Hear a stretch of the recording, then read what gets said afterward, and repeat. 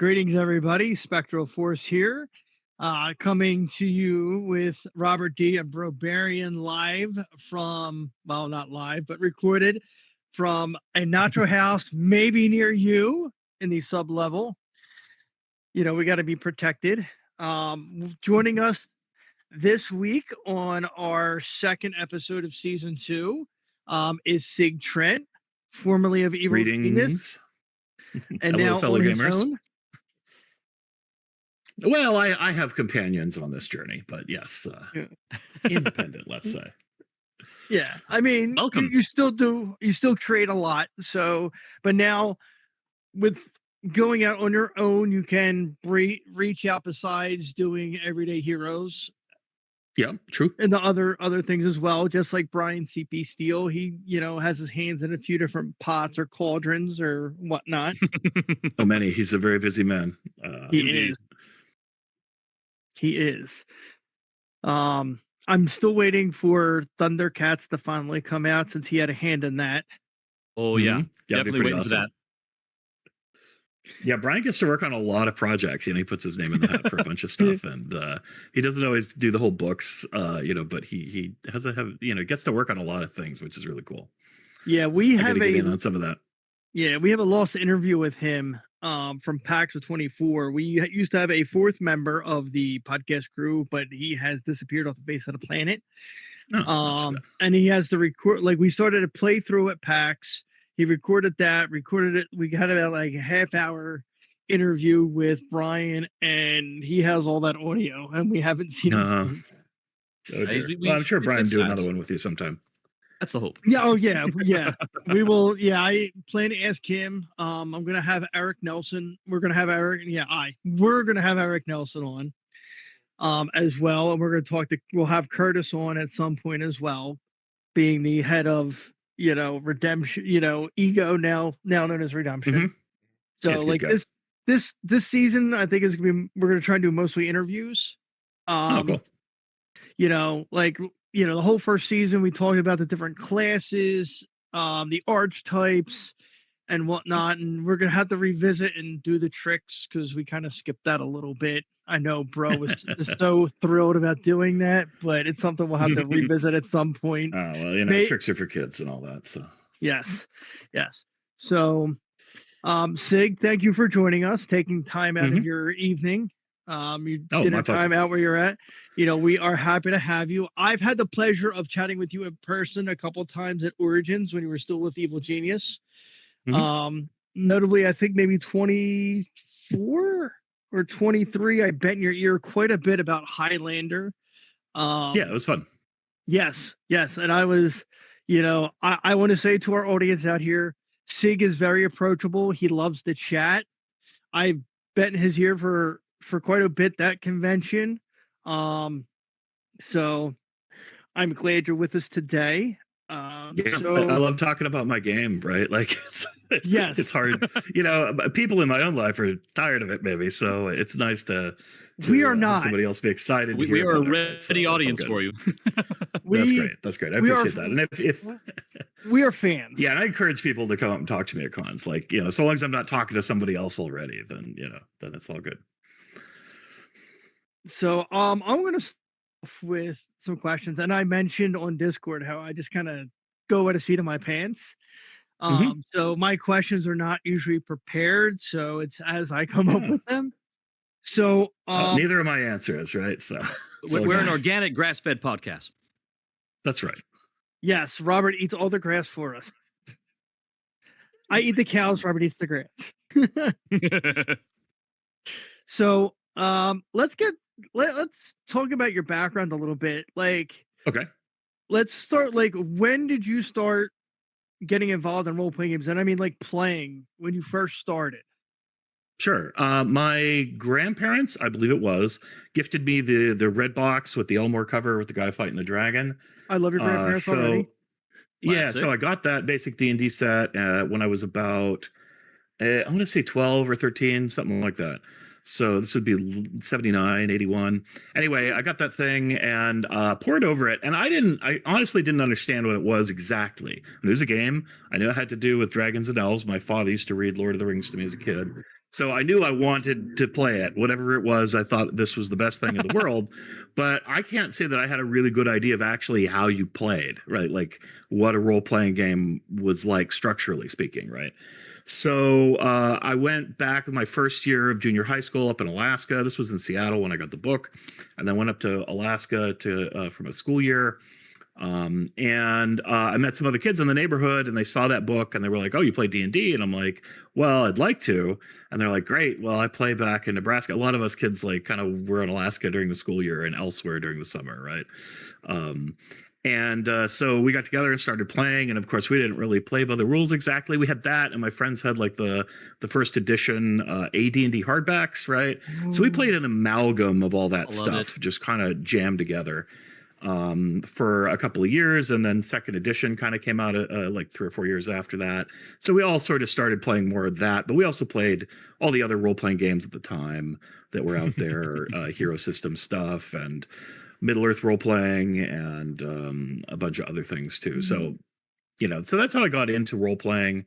Before that, I played war games. Before that, like I think I had Tactics 2 when I was like 7 or something. It's a little tank game. So I've been into gaming, and I played checkers with my father all my life. But yeah, role playing was, since I'm a bit of a ham and I like to tell stories a lot, it was just a very natural fit. And so I got into that. And ever since the very beginning, I would make up stuff, and I like to run games and make up new rules, make up new kinds of characters. So I didn't get into professionally working on RPGs until I want to say like the 2000s somewhere. Around the 1990s, 98, 99, I got into doing OGL work, like fan book work, and I ran something called the Netbook of Feats for a while. I didn't start it, but I kind of quickly ended up taking it over from other people leaving. And so I cut my teeth on writing feats and helping other people edit and publish feats. And then from there, met people, and there's a lot of game designers in Seattle, and so I just kind of fell in with that crowd. I worked as a software engineer for a long time, so I didn't really have the time to be I don't know, like trying to make money at it. I just did it for fun, whenever I had spare time. And then after a while, I decided that, oh, let's do that. And then, long story later, I got the opportunity to kind of do it full time. And then, but by then I'd already done a lot of stuff. I just hadn't really ever published it. So, what was your first like professional out? How do I phrase this? So you were working in gaming. You were doing like scut work essentially. Well, yeah, I was working as a lead software engineer in the medical systems. So I was making mammography software and like websites and stuff like that for medical companies. That was my main deal. My first professional work, like paid, was for Kobold Quarterly, which is Wolfgang Bauer's company. And when they first started, I was friends with them, and so we helped him with the magazine. I wrote some articles for him for the magazine. And then I guess about 2 years after that, he was looking to do some work for Pathfinder, third-party stuff. And so we partnered up, and I created a series of books called Advanced Feats. So I took all that knowledge I had from doing the Netbook of Feats for many years and created these kind of unique feat books that were mostly feats, but they also had like character builds using the feats. Here's how you can make these new kinds of characters. They just put out the advanced classes for Pathfinder. It was a series of books. So we had the series of companion books for each of those classes. Courage of the Cavalier, Something of the Witch. Edition? That's right. Yeah. Okay. Yeah. And so those were my first published books. The Netbook of Feats was published, but it's published online. It was like an HTML kind of document / PDF thing that you could download. And so it was pretty good work, but it didn't have illustrations except for some donated ones. It wasn't like a complete book. It was just a collection of feats that people had done. It was edited, it was curated, but it wasn't a book. And so those were my first books that I got paid for. Like I said, before that was articles, and I did a lot of play testing over the years, because that's something you could do even though I was doing other jobs. So love play testing. Oh yeah. Yeah. So that was freelance stuff. It wasn't full time, and I did some more freelance stuff for various small companies, but fell out of it again. Just once, I got busy with my regular life, and once you start saying no to contracts, people stop coming to you with contracts. If that makes any sense, Yes, that's yes. like advice for freelancers. Like, if you want a lot of work, say yes to almost everything, unless it's a raw deal, and you can't handle it, right? But otherwise, try to say yes a lot, because it just keeps you in the mind of the people who might hire you.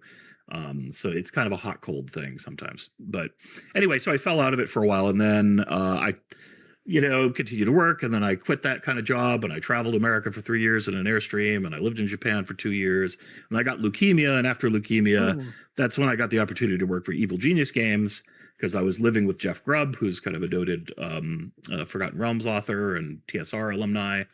And Dave originally called him first to work on Everyday Heroes, since he had worked on D20 Modern.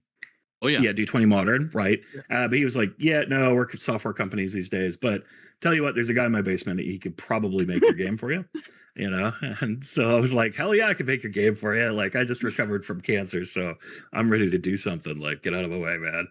Let's do this. Phoenix Rising. Yeah. So I had the time, I had the motivation, and I was no longer sick, so I was ready to rock. So it was good timing. Kind of, that's just the way life is sometimes, right? Like, you just gotta like see those opportunities. You gotta see the wave. You gotta jump on it and see where it takes you. So I hear that. So okay, so good for you for beating leukemia. I'm glad, yeah, we're all glad that you're here. You Cheers. got to take all that energy from fighting and surviving and channel that right into Everyday Heroes. yeah. I would say I just had to be the tough hero. I just had to sit and survive it. A lot of other people did the work, but doctors, researchers over the years. So I'm very grateful. Like, it's one of those things. No man's an island, right? And so you really realize how important the rest of society is when it takes the whole stack of medical history in order to keep you alive. But they did, so yay for that. Yes, absolutely. Oh yeah. So, all right. So Dave calls Jeff Grubb, and Jeff is like, "Hey, I got my basement dweller here. He'd be happy to work for you." So get this guy a job, get him out of my house. Yeah. I'm like, I don't want to be bosom buddies anymore. So what happened from there? So you talk with Dave, you joined Evil Genius. Yeah, well, it's kind of interesting, because Dave said, "Oh, I'm making this game. It's based on D20 Modern, but it's like about movies. I'm going to get these movie licenses. I don't know which ones, but I'm going to get a bunch of them." And I was like, "Is this guy serious? Like, he's going to get like a whole bunch of licenses?" Well, yeah, I mean, that would be cool. Did. Yeah, so I pitched him a game that was a little more like, hey, it has acts and scenes and a director instead of GM, and it's very themed on films. And he was like, "No, I just want D&D, but modern." I was like, he's like, "I'll get somebody else." I'm like, no, hold the phone. Like, if you had told me that, I would have given you a pitch like that, right? Like, this isn't about the game I want to make. Right. It's the game that you want me to make for you, right? And I can do just about anything. So I did him a new pitch, and he was like, "Oh, okay, yeah, that's a lot more what I was thinking." I'm like, "Yeah, just gotta tell me, brother. Like, let's do it. Like, this will be fun, and I can crank it out for you faster than you might imagine." And I did. So yeah, we got Goober on board, because Dave really wanted chase mechanics, and Goober had written some chase mechanics for D&D Beyond, I think it was called, or not D&D Beyond, but whatever that thing was that was drive-through related. And those were popular and highly rated. Yeah, Dungeon Masters Guild. There we go. So Goober was a Dungeon Masters Guild author, and he had done that. So brought him on, and we just worked so well together. We were a great team, and we, put that book together in a matter of like 4 months, maybe 5 months, I think it was. With the whole core rulebook?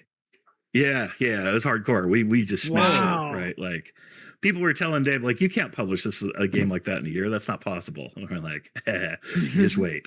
Right? So we did.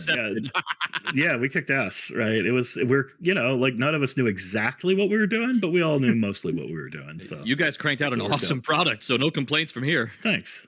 So yeah, Goober and I are great working partners. We're really just rarely disagree. When we do disagree, we just kind of take a vote. Dave was usually the tiebreaker, and we just move forward.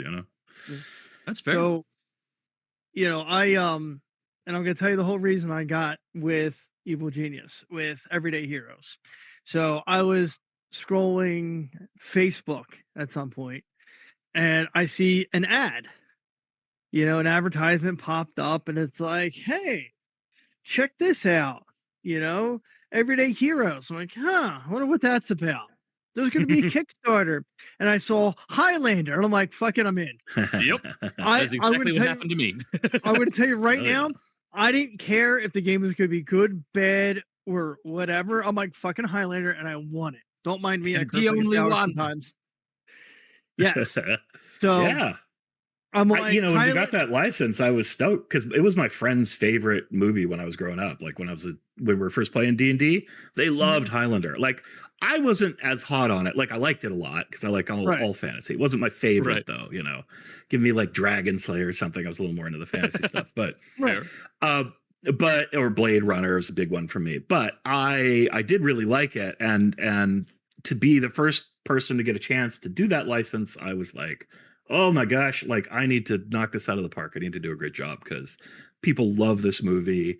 They've been disappointed many times, the poor folks, Oh. and I'm determined not to disappoint them this time. Right, I will make a good game for them. And that you did. Yeah, and just a good fan book, right? Just like if you're with the cinematic adventures, we try to make it so if you just really like the movie, you might get some value from the extended world and stuff that's in the book, and just kind of wasn't a lot of that in Highlander because they didn't want us to add a lot of stuff, but Oh, really? Because they were just like, stick with the first movie, don't do anything else because we're going to do another movie maybe, and if you stick with the first movie, you'll probably be safe with whatever we do. So just do that. And so that's what we did. I didn't get that immediately, so I watched all the TV shows and everything to really build. The Adrian Paul show was fantastic. Oh, yeah, it's really good. Yeah, it was really good. And there were things I really wanted to take from there, like the Watchers and everything. That would be great. But since we couldn't do that, I just allude to a lot of it in the book, right? A little hint, a little nudge.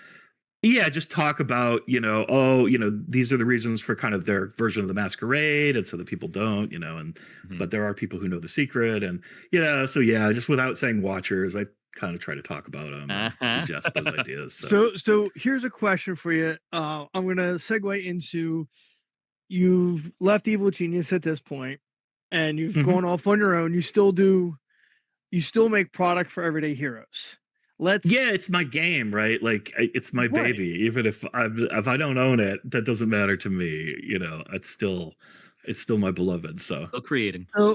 So Shotgun Fantasy was your first release for as a third party creator. Kind of. So I did 2 partnerships with Lewis Porter Jr. One of them was called Shadow Markets, which I think is quite a good book. It's kind of like drug war theme, so it's got all these illicit drugs and stuff in it. And then it's got a super cop class, which is really cool, a criminal path and a cop path, so it's kind of cops and robbers themed. And then there's like a tweaker / berserker guy, juicer, that pumps the cells up full of these combat drugs and goes to town. So that's kind of that book. And then I did another book with them called Debatable Actions, which is just a sort of a mechanical way to do debate scenes. It's kind of like fighting, but fighting with words, if that makes sense. I have a debate background. I hear that. Yeah. It was a book that he published for another system, and he wanted me to do it for Everyday Heroes, so I did that. So I did those while I was working on my own stuff, because it takes a little while to gear up a company and to figure out how to do everything, right? So I did those, and those were published first, and then I promote them. They're published through LPJ, but I wrote and produced the books, basically. He did the layout and the limited art that they have. And then I also, kind of because I wanted to put something out immediately to set up stores, I did hero sheets, which are PDF character sheets that you can buy. It's like $5. I did buy those. It was also just a way. Proud owner. Love it. Yeah, they're very cool, and it was a quick product we could do that I knew there was a need for, because the character sheets, the official ones, hadn't been updated in a long time. They had some kind of issues, so that was something I knew how to do, and my wife could kind of get set up for doing layout and stuff. And it was just kind of an easy project, so we did those. But Shotgun Fantasy is the first book, like the first real book with art that I paid for, and the whole 9 yards that you can print out and all that good stuff. So yeah, that was the first one, but it took a long time to put it together. And it got worked on over quite a period of time, or at least for me, what feels like a long time, until we could finally get it out. And I think just at the beginning of the year, we got that out this year. Now that is it's on pretty both cool. Sidekick and Drive Through RPG. That's right. And on my website, sigtrent.com, you can buy it through our store as well. I get the best deal through our store, but drive-through is kind of the place I promote the most because it creates visibility. If I get reviews there, they take a cut, but they're a good company for the most part. It's good service. So yeah, I used to talk to a guy. Actually, I haven't seen him pop on Facebook. I'm gonna have to search my Facebook, make sure he's still there. But there was a Savage Worlds thing he did, zombie based. I'm actually drawing a blank on War of the Dead, which he dealt through drive through, and he told me they take like about a 30% cut. Now this was a couple years ago, but I'm like, that's pretty significant. Yeah. Now it is, but people will find it there on their own. So in a way, it's a form of advertising to be on there. And because they'll recommend things to people, that buy similar stuff. So if you buy Everyday Hero stuff, it'll probably highlight my stuff for you. So there's value. It does kind of pay for itself, I think, if you're on there. So it's an advantage in many ways, and people can read reviews, and they do print on demand, which I cannot do myself. So now, at least not at the same price. Are your books set up for POD? Yes, they are. Oh, usually we'll put. Yeah, they are currently, and they look really nice. I get the proofs for them before we can make them go live, and they're lovely. They look really good, especially the new one, Night Magics, has a really unique look. It looks kind of like a girl's notebook from high school. It's kind of got tattered pages, and it's got little scribbles and notes in it, as if this was like the notebook of young witch, street witch or something who's studying magic and writing down her notes about it. Yeah, it's pretty cool. Anne did a really neat job, and it just looks really neat in print because it's meant to look like a real book, kind of. So that one's really cool. So I haven't looked at your product on drive-through. Now, do you have like a combo of PDF and print on demand, like together? Yeah, if you get the print on demand, you get the PDF automatically. I make the same amount of money regardless of what you buy. So I just have it priced. Well, it's different by a few cents, but basically I have it priced. I get my cut of the product however you want to get it, right? Oh, okay. And if you buy the print one, you get the PDF one. If you don't want, because it costs more to get print, obviously. It's a little premium for print on demand. And, and I chose the deluxe option because I want it to look good if people are going to print it. And there's shipping. So it's just kind of what you prefer, how you prefer to get it. That's how I want to give it to you. Now, did you do? It's the same price over on Sidekick too, right? Did you do deluxe softback or hardback? They're deluxe softback, so kind of deluxe color, soft. Because I prefer both, having the PDF so I can reference on my tablet, or if I'm sitting here going through on my tower. But I like having the printed books.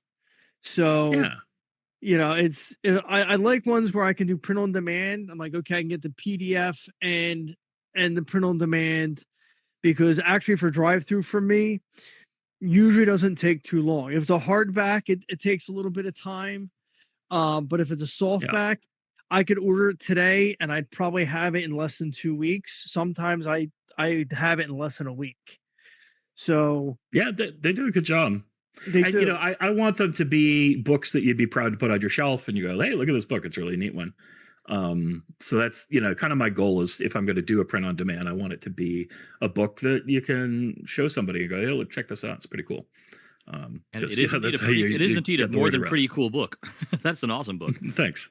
Now, bro, when we upload this to YouTube, can you include the links to his products through drive-through? And I mean, obviously you can find them on Sidekick if you want the digital copy, or at least, put his website on there as well. If people would rather pay him directly for the PDF, but if they want the POD, we can maybe include those links in the description, in the little section. Yes, that's the word. I'm sorry. Yeah. It's been a long week for me. My brain is pretty much mush at this point. Yeah, I appreciate it. And the other cool thing about drive-through is they have an affiliate program where if somebody buys something, you get a little kickback from it. It doesn't cost me, it doesn't cost the creator anything. So like I have an affiliate program, and when I advertise my drive-through stuff, I put the affiliate link on because then I get a little bit more money than I otherwise would, right? So I encourage you to do that if if you're doing a podcast and promoting things, Yeah, it doesn't hurt. Yeah. So you have Shotgun Fantasy.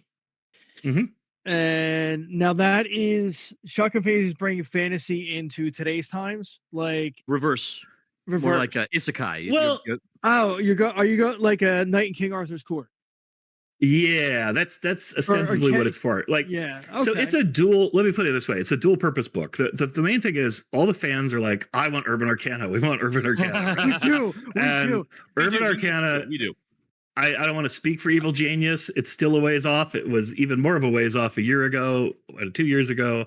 Like it's been like a long time coming, obviously. And I know people want that, but I don't want to step on Evil Genius's toes. They're my partners, right? In a way.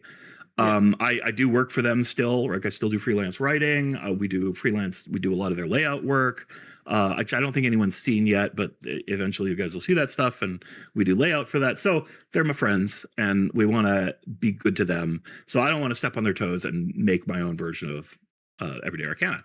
But I want people to have some of those rules. I want people to have some of those toys to play with. So I was like, what can I do that I'm going to put my spell system and spellcasting in there, but not step on those toes? And the answer was, it needs to be kind of a little more limited in a way. So I was like, well, I can do a fantasy thing. And I was like, well, if I'm doing a fantasy thing, like, I don't think I can sell, hey, look, it's 5e fantasy. Wait, that already exists. So I'm like, nah, this will be an isekai books. We have all the stuff for portal adventures, for modern, for science fiction, for all that stuff. But we don't have magic. It's the one thing that isn't there in the system right now. So I will do a section of the book, and it will be all the stuff for doing fantasy play, magic items, spells, and basic classes. Kind of like your core D&D, like your basic D&D stuff, right? The essentials. And then the rest of the book will be about framing that and providing guidance for isekai play, which is very popular, and just Everyday Heroes lends itself really well to. And so it's a lot of advice and ideas and cool stuff. And then you get to mix in these rules that are there for fantasy play, so they can have spell casting, and the playtesting was super fun. I played an engineer that went into a D&D world, and nice. And at the end of the book, it has a little conversion guide. It basically says, look, you can play D&D and Everyday Heroes together. And you can either take Everyday Heroes characters and drop them into Dungeons and Dragons and use those rules, or you can take Dungeons and Dragons characters and put them into Everyday Heroes and use the Everyday Heroes rules. It's very easy to fly back and forth. Some people think it's kind of complex, but it really isn't. They were designed to work together. They just have a couple different paradigms. Mostly just the way armor works is different. And some other things are a little different, but not different enough to matter. Right. And it's very fun. It's fun to have a wizard try to run in a Everyday Heroes adventure, and and in the modern world, it's just kind of see what you can do that's different. And it's really fun to be a modern character with like a sniper rifle in a D&D world where, a 1 mile range isn't something that wizards do, right? So like, oh, shoot them on the horizon. Yeah, it's really cool having my robot and everything. It was fun. Some people, one of the people we played with, were like, "Oh, D&D is a lot more cutthroat. Your characters from Everyday Heroes aren't going to do so well," but they did fine. Wait, hold on. I know the game systems pretty well. So, someone said 5e was cutthroat. Well, just in the sense that, like, with all the material that's been published for 5e, you can make some pretty brokenish characters. And this guy is into making broken characters. That's fair. Yeah. So he was like, your Everyday Heroes characters. He played in my Everyday Heroes games, and it was fun because he really pushed the limits on the system. He felt they wouldn't be competitive in combat. But they were, actually, because, I know how these systems work, and I know how to make cool characters. And played a survivalist from the Rambo book. Nice. And that's a badass class. Like, that class is almost unkillable. And they also do good damage. She just hides in the trees and shoots people with a sniper rifle. And great traps. There kind of wasn't a damn thing that most of the enemies could do about it. Right? So not that I wasn't already gonna buy this before, but knowing that conversions in the back just gave me an idea. Be like, just like maybe a short little, maybe 2-month campaign or something with my home group. Hey guys, you can use this book to make a character or this book to make a character. Pick which one you want. And then we'll just, then we'll go with it. And like, oh, you want to be a D&D wizard? That's fine. Oh, you want to be an agile hero from Everyday Heroes? That's fine too. Yeah, they totally work together. The only thing you can't really do is like make a character that takes bits from A and bits from B. That's a little awkward, just because the way the character is built is a little different. You could, but it'd be a lot more fiddly bits, and I didn't want to get into that. Right. How does your magic system work? Okay, so it's very similar. So it was built to be mechanically equal to D&D. And looking over the tables of the way spell slots work, I don't like spell slots a whole lot, like memorization slots in the Vancian system. It's okay. Right. I don't hate it, but it's not my favorite. I like a spell point system where spells have different costs. You have a pool and you decide, do you want big spell, small spell, whatever you're going to do. So basically, spells have ranks, which is kind of the equivalent of levels, I guess. And then they have a bunch of enhancements that are built into them, which raise the leveling cost of the spell, but do more stuff. So instead of like hold person, hold monster, hold whatever, paralyzation, there's one spell called paralyzation. It starts out kind of weak, and then you can bump it up to be more and more powerful, and it paralyzes people, right? Nice. Or, same with fireballs, do more damage, magic missiles can hit more targets, or cast more spells, or, so basically all the spells are malleable. And so you learn a spell, and that spell will be useful to you at first level. It will be useful to you at third level. It will be useful to you at 10th level, because the spells grow with you. As you become more powerful, your spells become more powerful. Not every spell, some of them start at rank 5, which is the highest. And those don't get any better because they're ridiculous to begin with. But all the other spells grow with you. And there's some very basic little like light spell, but even that you can make a blinding flash. You can do various things with it, right? So spells are more versatile, and they come with different options, some more than others, but that's the paradigm. And you use spell points, and the formula I have worked out for spell points works out within 1 or 2 points at every level of the number of slots times their level that you get in a full spellcaster in D&D. For whatever reason, the formula of proficiency bonus times level is that number. I just figured it out while I was sitting around, and all the spellcasters basically within a point or two match that. So if you're a spellcaster in Everyday Heroes, you have about the same amount of magic, but you have a little more versatility in how you're going to cast it and what you're going to do with it. And then when you have spell points, you can do other things, like you can have items be a reservoir of spell points that they can draw from or put points into, and you get other things that you can play around with. So that's the basic magic system. There's 5 spheres instead of the various schools. Although we do have magic schools, but it plays a different role. It's like the spells you learn as a spellcaster that has a certain school of spells that you have access to. It's like your personal library. You can go there and get spells if or you can find them in the wild if you're a wizard too. But at any rate, there are 5 spheres, and those are used for things like just determining, these kinds of spells have an advantage, or your class is very good at mental spells, mind spells. Things like that. These are all things we worked out with Goober, back in the Arcana days. So I basically took the system we built for Arcana, added a little bit of my own something to it, right? Just to, got it all the way there instead of kind of the rough outline. Right. And that's what it is. Magic items are one cool thing that's different is I don't have concentration. I don't like that system a whole lot. No. I find it's very limiting as a spellcaster. I can only have one spell going, and then I'm just twiddling my thumbs, Yeah. And also it doesn't feel to me it balances right. So what we have is every character have these things called foci, and the number of foci you have is equal to your proficiency bonus. So you start at 2 and you get up to 4.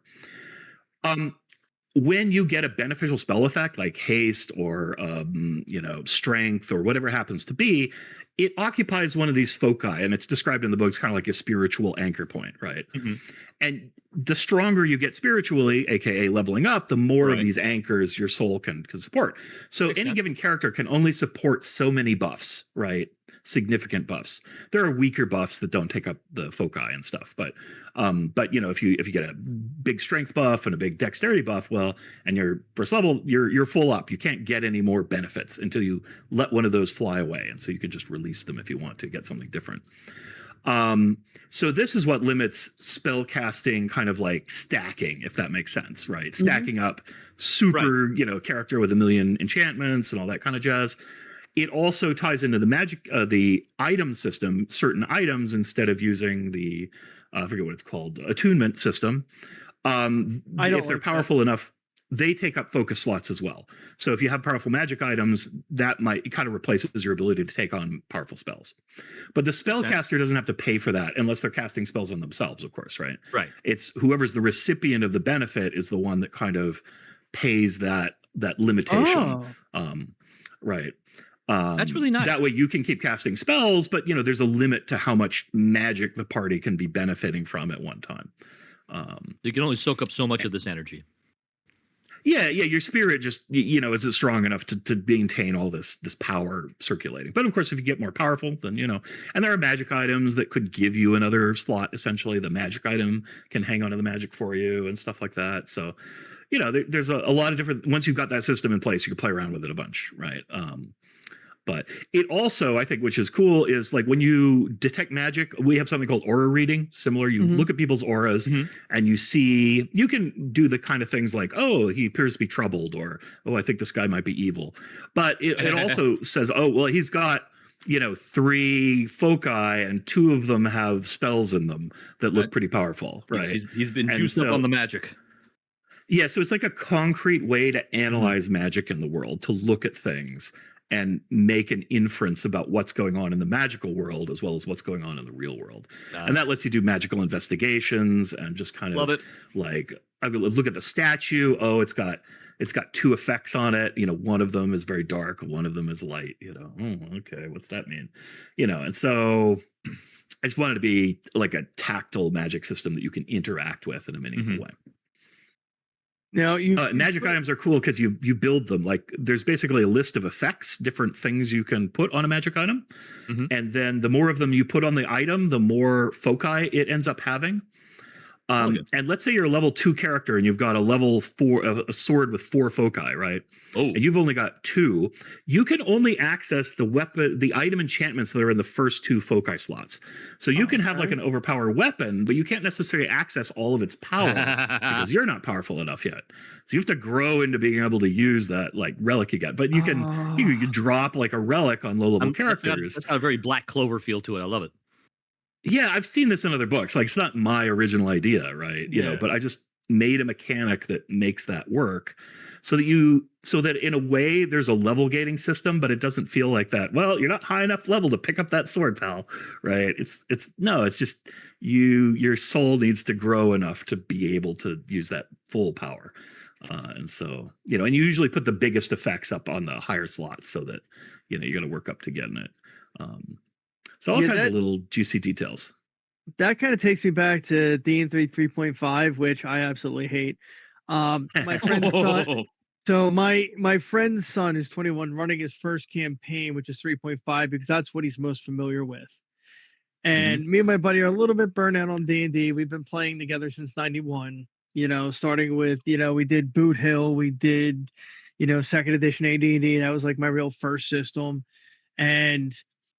but there was a Mongoose Publishing put out the Drow War, and you were Starborn.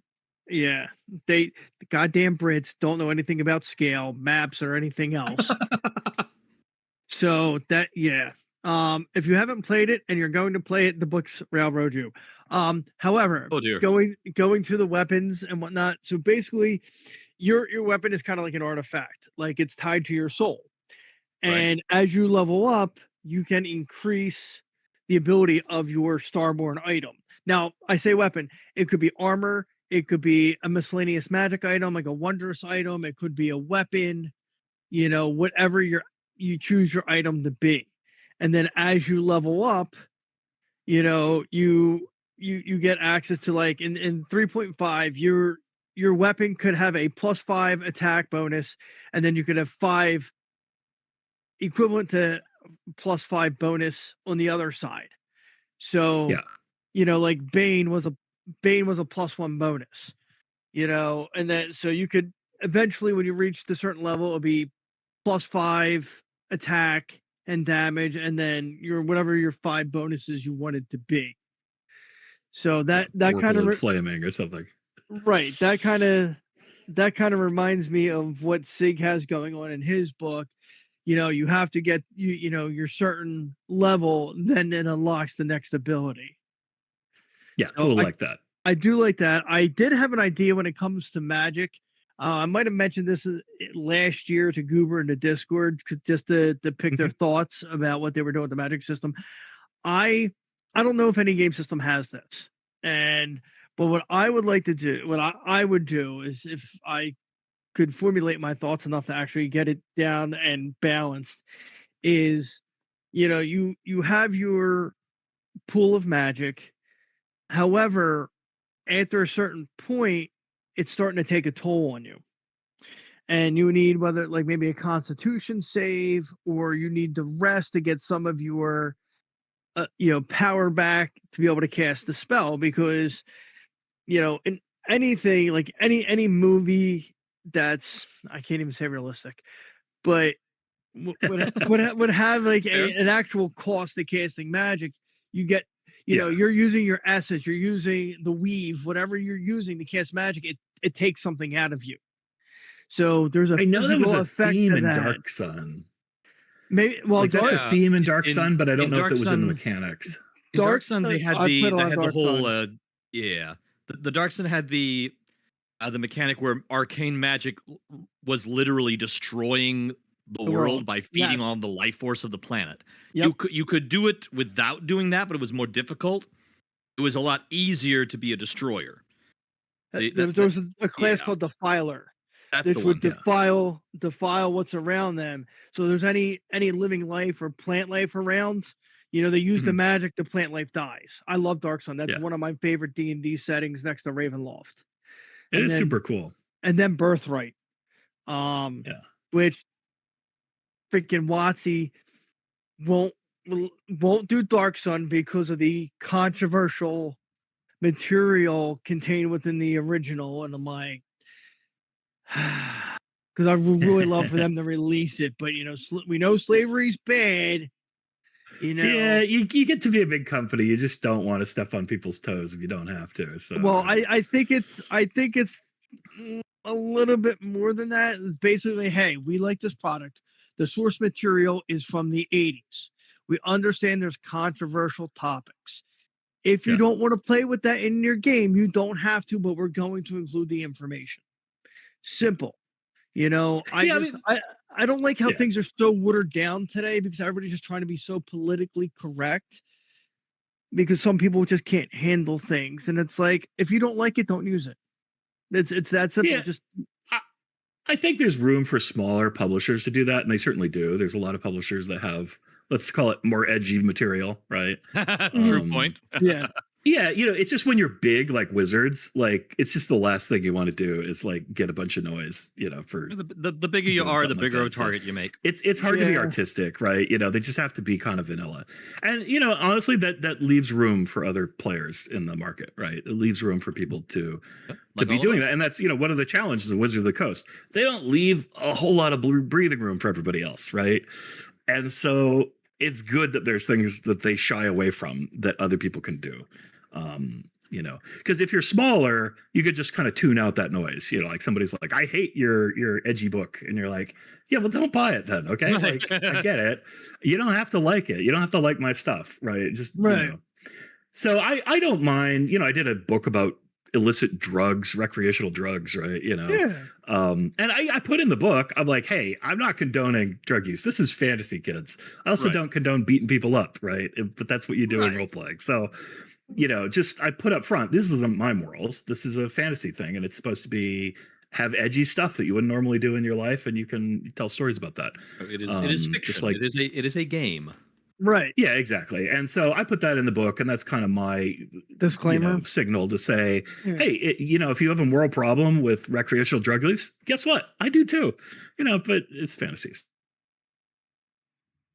So, so far that's worked for me, but I'm tiny, right? I'm tiny. I know how it is to be a little bit bigger, and you catch flack, right? And it's a little tough. And it's too bad that it suppresses art in some areas, but like I said, I always think there's room, some other people to do that, right? But here's the thing, though. WotC won't release the rights to it to let someone else do Dark Sun. Oh, yeah. They're not giving anybody anything, right? They're not going to give anybody anything. There was a group over in France they did a few years ago. They did it, well, more than a few now. They did a Kickstarter, because they did a second Kickstarter because it was supposed to be a second book, and they decided to combine the new information in the original book. And give me a second. It is called, because I have it right here, Seeds of War. All right. Now, basically, what they did is they approached WotC and they said, "Hey, listen, we would like the rights to Birthright. We would like to bring Birthright up." And they're like, "Nah," you know. So it's like, okay. So they came out with Seeds of War, and I backed it on Kickstarter, and it's basically Birthright, slightly more modern, but you can use it in the fantasy. It's made to work with 5e. So pre 2024. So Right. 2 years ago, they had another Kickstarter, and I think the team is down to like only a couple people. So it's taking longer to add the new material in because a lot of people are working for free on this. So I'm a little antsy because I would like to get the new updated book, because unfortunately something happened to my original book and it's not in good condition anymore. But it's like, so it's like, okay, with the original, for those not familiar with Birthright, basically your player character is to be a regent of some land. So they're the lord, the king, the queen, whatever. And then amongst that, you can have someone in charge of all the guilds for trade. Then you have someone like a cleric is in charge of the state, the state religion, and then you have, a wizard that's in charge of all the ley lines and all the magic in that country, So they kind of did, and then with this one, they didn't really have anything for social back in that one, as far as I can remember, because none of us really played bards, because back then bards were not a very good class. So in the Seeds of War, they have something for bards too. So they have something for like almost every character type, So I would highly recommend checking it out. If that's something that you're into. But I would love to see Birthright come back again. Dark Sun, too controversial to bring back. I would love to see that come back. I know WotC's supposed to be releasing Greyhawk later this year. I don't know if they officially announced that or not, but I had some insider information, and oh well, we're a small podcast. I doubt they're going to hear it. But whenever they say, "Oh, they're bringing something back," I always pray it's Dark Sun. It never is, but I always hope it is. Just the ruthlessness of a desert world where water is the most precious thing, and then metal. Because you have bone weapons, you have stone weapons, and that's kind of what you're stuck with. Yeah. I mean, I don't see why they couldn't do it if they wanted to. They would just have to adjust the focus a little bit on what they talk about, right? I would maybe like update the lore. Okay, slavery did exist at one point. It has, it is condemned. This no longer happens. Sure, yeah. Yeah, this way, it's, right? It's like you up it a few hundred years, and then you can just build from there. Like, okay, yes, we had this nasty past that it's over with. We've learned from it. We've grew, and then you can continue on. But the world is still harsh. It's still, apocalyptic in a sense. Yeah. You can still run with that. I've got a little off topic, but yeah, no, that's all good. It's about Mad Max magic action. Yeah, no, I go off topic a lot. You've listened to the podcast. I have to kind of reel myself in. But that's what makes us a unique podcast. Plus, we love you, man. We love you. Yes.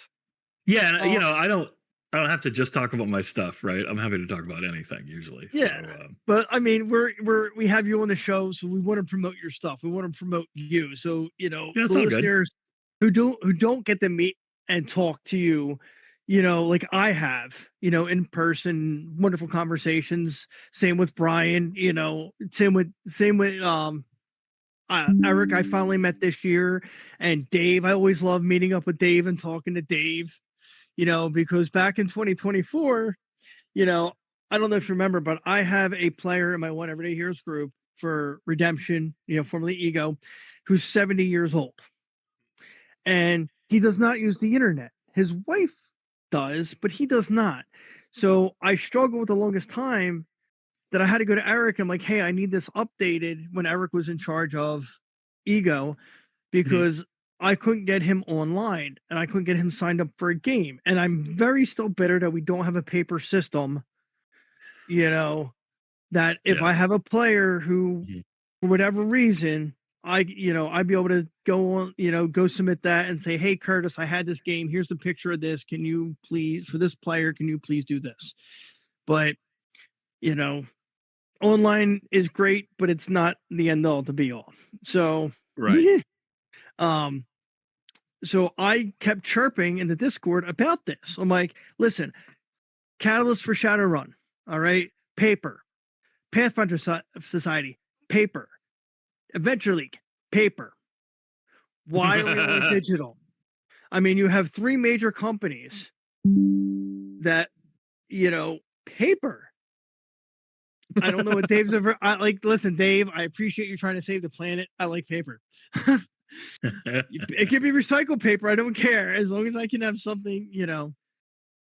I just kept chirping. So we're in the exhibition hall, and I'm at the Evil Genius booth. I'm talking to Dave, and my buddy walks over. He lives a state or two away, and I'm like, oh, I was about to message you, see if you were here this year, and we end up talking about the garage.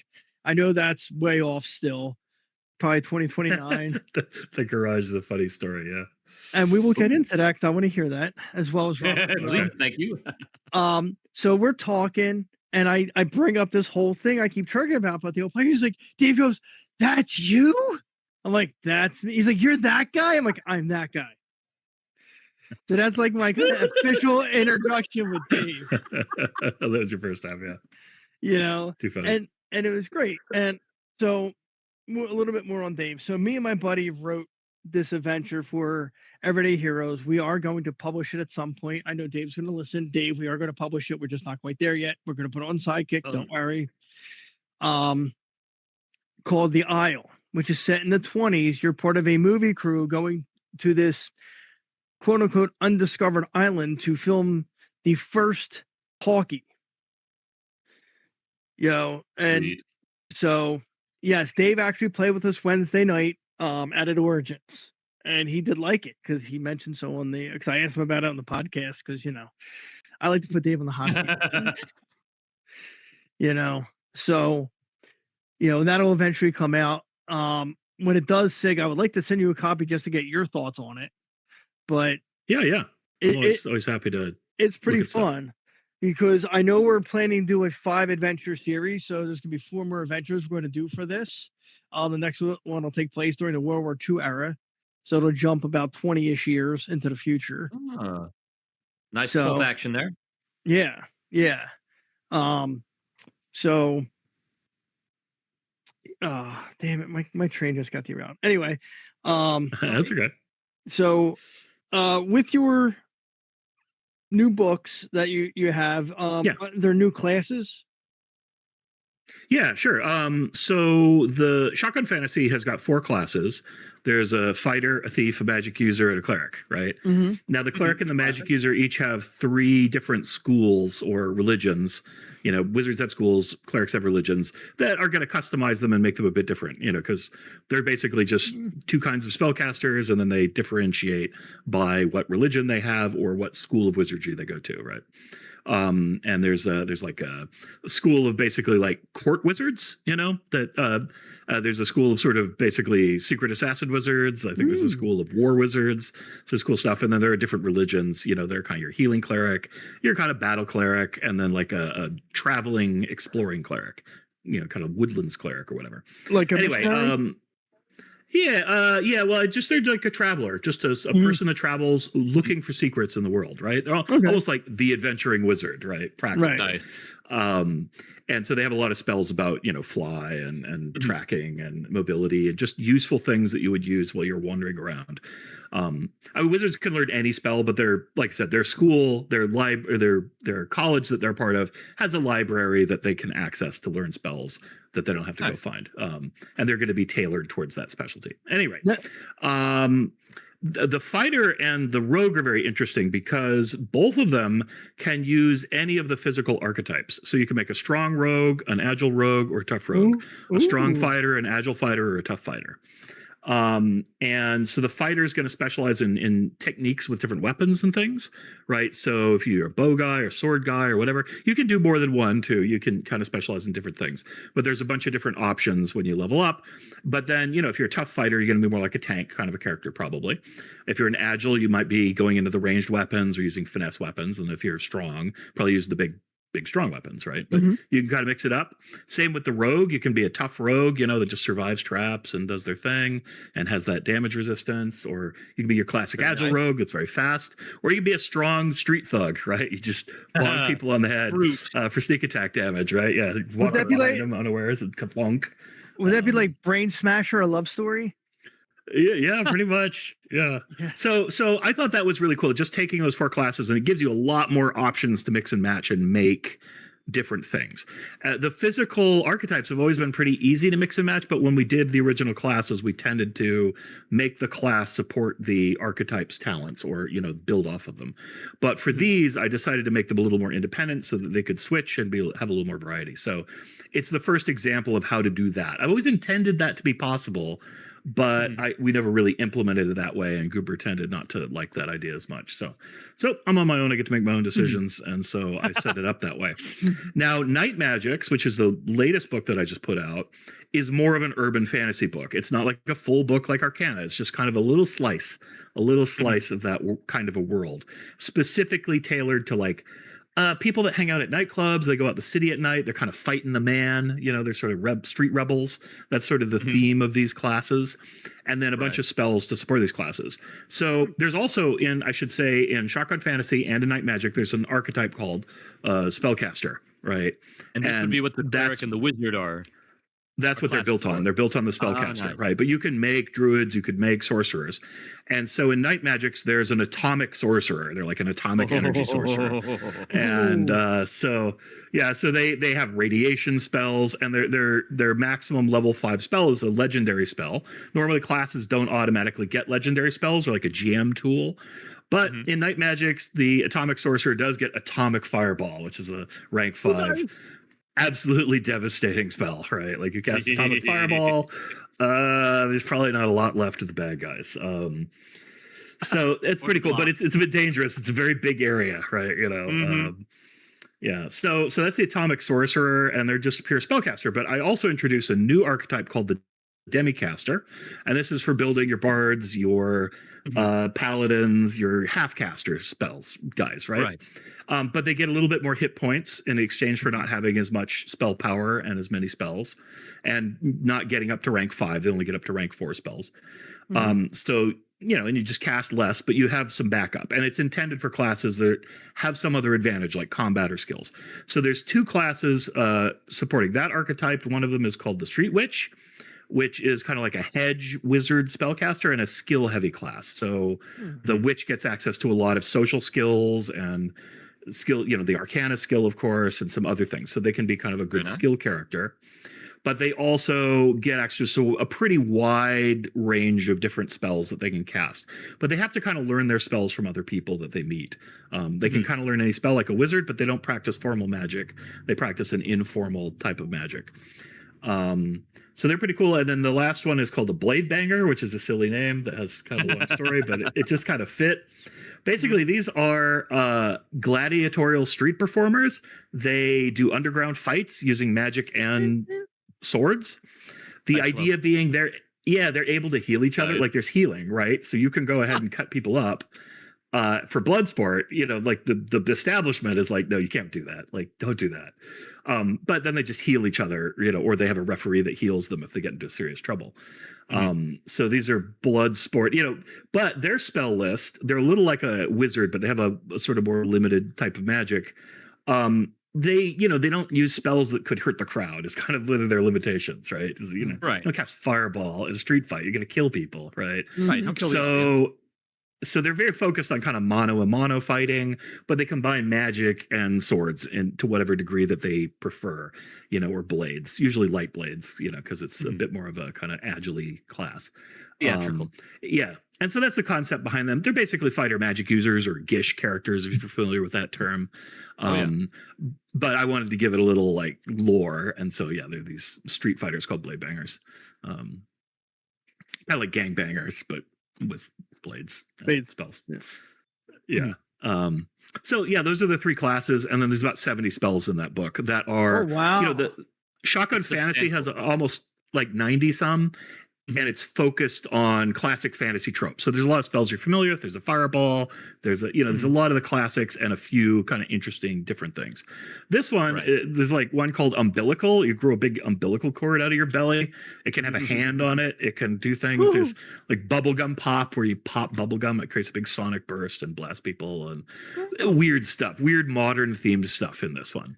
Instant heat, which is basically summon a gun, Right. Lock and load. Untraceable, of course. So it's a lot more fun, kind of modern, original spells. It has some classics because every spell, the spellcaster archetype comes with some very basic spells that you can learn.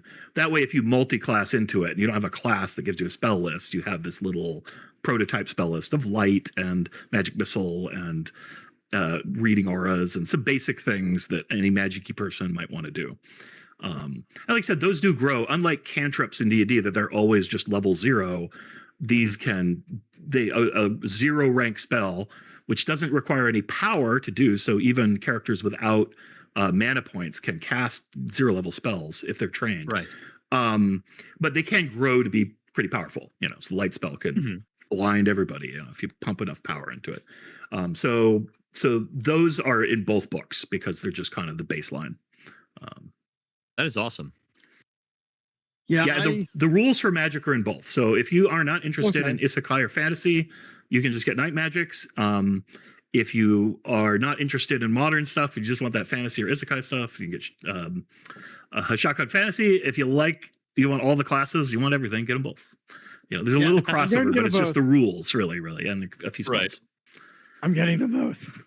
Yeah, please do. They're cool. And then I tried to make them pretty cheap. Shotgun Fantasy is $15 and Night Magics is $10. So it's really reasonable. Absolutely. I'm going to do POD, so they're probably a little bit more. They will cost more. Yeah, then it's like 25 and 30, I think, respectively, or 35. It's not bad. I might order one this page. Yeah, no, they're not bad. Again, that's not bad at all because I'll get the PDF with them anyway. Treat. Do you have anything in the works? Yeah. Oh yeah. Oh my God. I've been a busy boy. So I do freelance stuff. So I'm doing a freelance project for Evil Genius Games. I'm working on an adventure called We Must Not Eat Their Fruits, which I think comes up next month. It was a bit of a short-term project. They're like, "You want to do this?" I'm like, "Sure." When's it due? Next month. I'm like, oh. So it's one of the ones. It'll be on Sidekick, right? Is it one of the monthly? Is it go along with one of the monthlies? It is. It's one of the monthlies. Okay. Yeah, there's the Arcana stuff is scheduled for next month, so you'll see some stuff from Goober. It's not going to be full spell casting in there. Yeah, it's on their schedule. They updated it, I don't know, a couple of weeks ago, but you see it on their schedule. There was 3 things I just saw posted, for the next one. Now, don't take my word as their guarantee. They're, of course not. On the timing, right? That's just what it is. And since it's on the website, it's the only reason I'm talking about it. I'm doing something for Chaosium that I can't really say what it is, but I'm working on a project for them. And then I have another monthly, one of the ones that's later, the Errol Flynn one that I'm supposed to do, but that's kind of on my back burner right now. Swashbuckling and I love swashbuckling so much. Yeah, I was told, can you make it modern swashbuckling? I'm like, well, that's a challenge. But I like challenges, so I'll figure that out. I'll need to think about that one. So you'll find those. I'm another fan of Everyday Heroes wanted me to publish an adventure called Spirit of Enterprise. I've read it. It's a great adventure. It's really cool. It's like kind of a ghost hunting adventure. It's more investigative, a little less action, but it has some action. That's okay. And I'm going to publish that. We're going to work on getting a nice cover for him, and he's a great writer. It's a really well written adventure. It's really cool. So we're going to publish that. That'll be my first time publishing somebody else's work, which is something I want my company to do. Because basically every time we put out a product, it's going to draw attention to the other products, and it's good to keep making stuff. We have something that I don't know if you guys have seen, Hero Smart. Have you seen that? No, I've not. What is it? Okay, you have to look at Hero Smart. It is a online character builder for everyday heroes. Oh yes, Hero Smart. Yeah. Yes, I did see. Oh, you have seen it. Okay. The app link that was on the Discord. Yeah, I haven't. Yeah, and I saw it the does. link, I haven't clicked it yet. It does all the calculations. So you just pick amazing. your class, you pick your background, it adds everything up for you, it puts all the skills in, it handles conflicts between proficiencies, you can put the equipment in, it calculates your attack numbers, your damage numbers, using your talents from your class, all that stuff. It's awesome. Not when we get 1.0, it'll do everything in the core rulebook except for optional rules.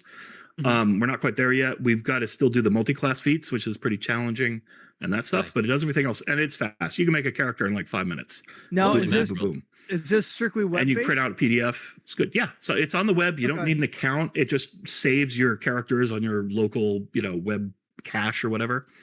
And so you don't need to log in. You don't need to do nothing. And you can download as a PDF.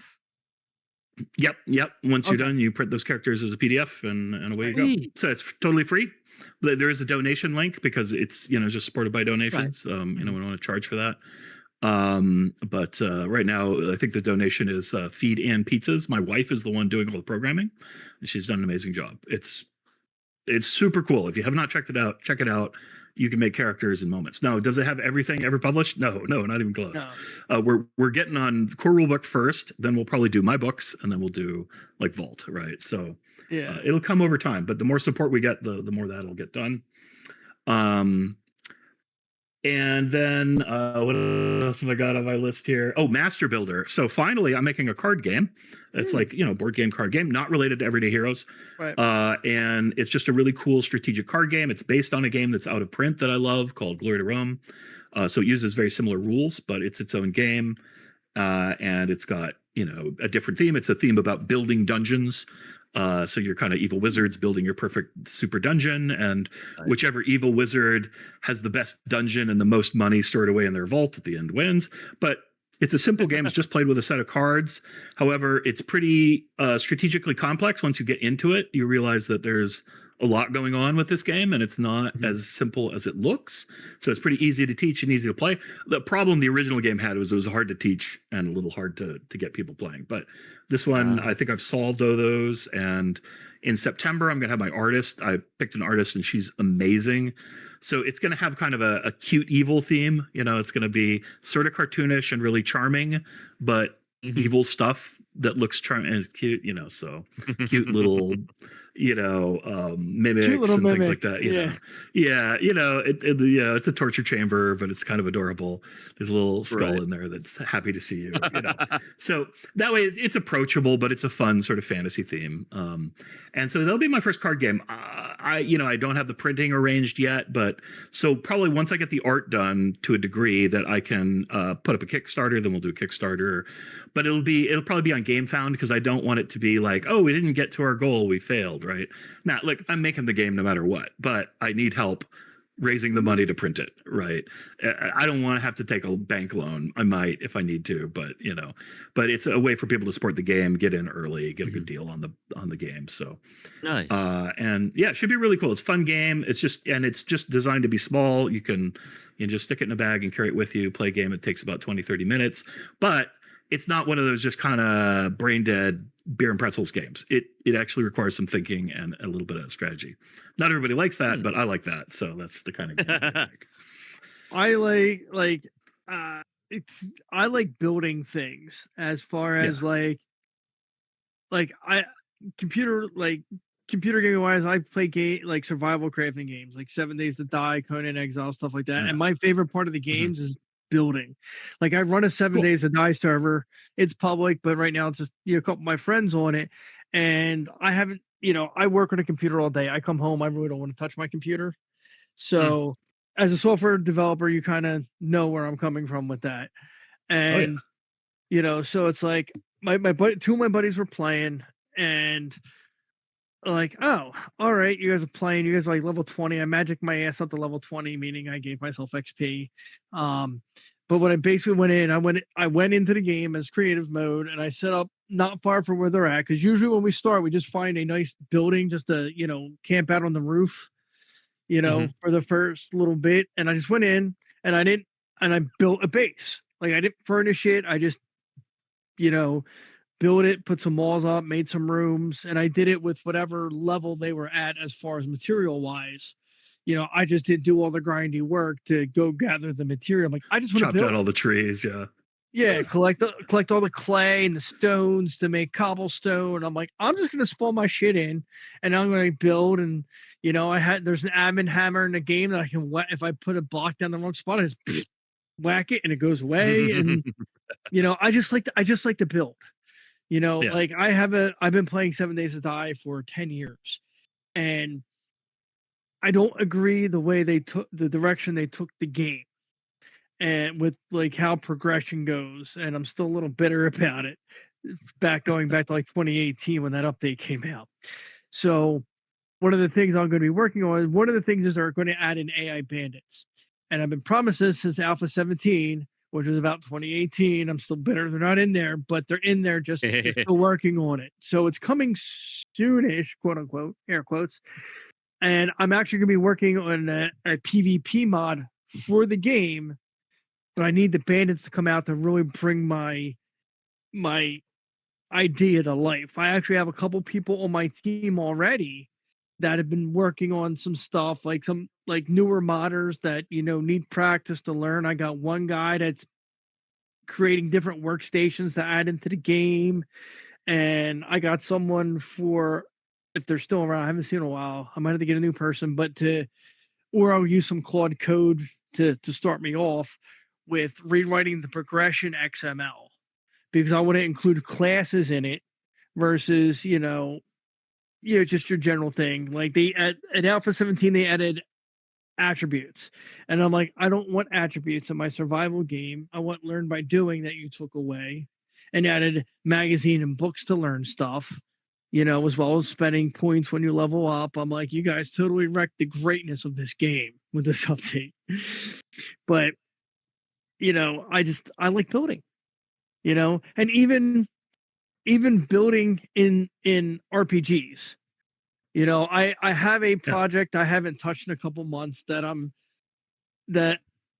I know people are against AI, but I've had writer's block since the late 90s, and I get these ideas and I go so far and then I just stop. So I've been using Claude to help me flush some stuff out. So I know a lot of people are anti-AI, but for someone who's had a writer's block for almost a little less than half their life, it's a godsend for me to be able to help me flush out ideas. So I'm actually working on a world, like a system neutral world that I would like to envision, if I ever bring it to fruition, that could be used with D&D, Everyday Heroes, Pathfinder, Savage Worlds. And I think what I have envisioned will be a little bit of everything for everybody. Yeah. But yeah, I was we don't use any AI at Sick Drink Games out of kind of a professional standard, and because I like to work with artists and I like to pay them and stuff. But I am not a person who begrudges other people of enjoying their life, right? And if AI tools kind of make you happy and you have a good time with them, then that's great. Well, I just don't use it professionally, right? Yeah, no, and I understand. Kind of I understand that. Yeah, like I don't know if I'll ever release this to the public. It just might be for my own home group and my friends and stuff like that, But my thing is, if I was going to release it, I was going to have artwork. If I can't do it myself, I'm not an artist, but I have programs, like I have like Campaign Cartographer, I have various map making programs. If I was going to put maps out and stuff like that, I would try and do them myself. Like picture art and stuff like that, I can't do it. Now, my thing is, if I can afford to hire an artist, I will. But not everybody can afford that. And some people get little, heated over that. But here's the thing, you see it from your perspective. Oh, it's taking jobs. I understand it's potentially taking work away from a human doing artwork. And I get that, but at the same token, see it from my perspective, where I don't have thousands of dollars at my disposal to pay people for their creative work. So if I want to put a few AI images in there, just cut a little slack. Is like, if I start making money at this, if I were to release it and do that, then yes, I would hire artists when I have the money to do so. I'm like, okay, I don't want everything AI. I want to make, I want to, if I create a business out of this and my business grows and I can afford to hire artists, I'm going to hire artists because I want to create jobs. I'd rather be able to afford to pay someone to be like, hey, artist person over here, I like your work. Would you be interested in doing artwork for what I'm putting out? Because I would rather pay someone and put food on their table than use AI. Yeah, and for me, there's kind of a, the principle of moral reciprocation, right? So if I put out a game and I'm asking people to pay for it, I'm asking them to pay money for my creative work, right? Right. So it would be very hypocritical for me to then say, oh, well, I don't have the money to pay somebody else for their creative work, right? Well, yeah, like at that point, I'm just a big hypocrite, right? So I should do that. But if you're doing it for your fun, like you're not asking anybody to pay money for the thing that you put together. You're just doing it for your own pleasure. And for me, I think that's fine. I know there's other reasonable arguments of why AI is a problem. Generally, environmental reasons, other things. Yeah. But there's a lot of things that burn data center fuel, like watching YouTube videos and doing podcasts. So I don't know that it's unique to that. So I have issues with AI, but I also am not a hater exactly. My wife used it to help learn to program. She doesn't use it to do the programming for her, but when she has programming questions, she often will consult AI to answer those questions because it's a teacher that's available all the time. So it's very helpful. Like I pay for Claude. Yeah, no, it's cool. Yeah, I pay for Claude. I got the $20 a month plan. I can, I have Claude Code installed and I haven't played with it for a little bit. Just, I've had other stuff going on in my life that is more, takes precedent over me doing that. But you can set it up to teach you how to code. Like I have an idea for this project I want to put on the web that I've had for years. I've been trying to learn to code since the 90s. All right.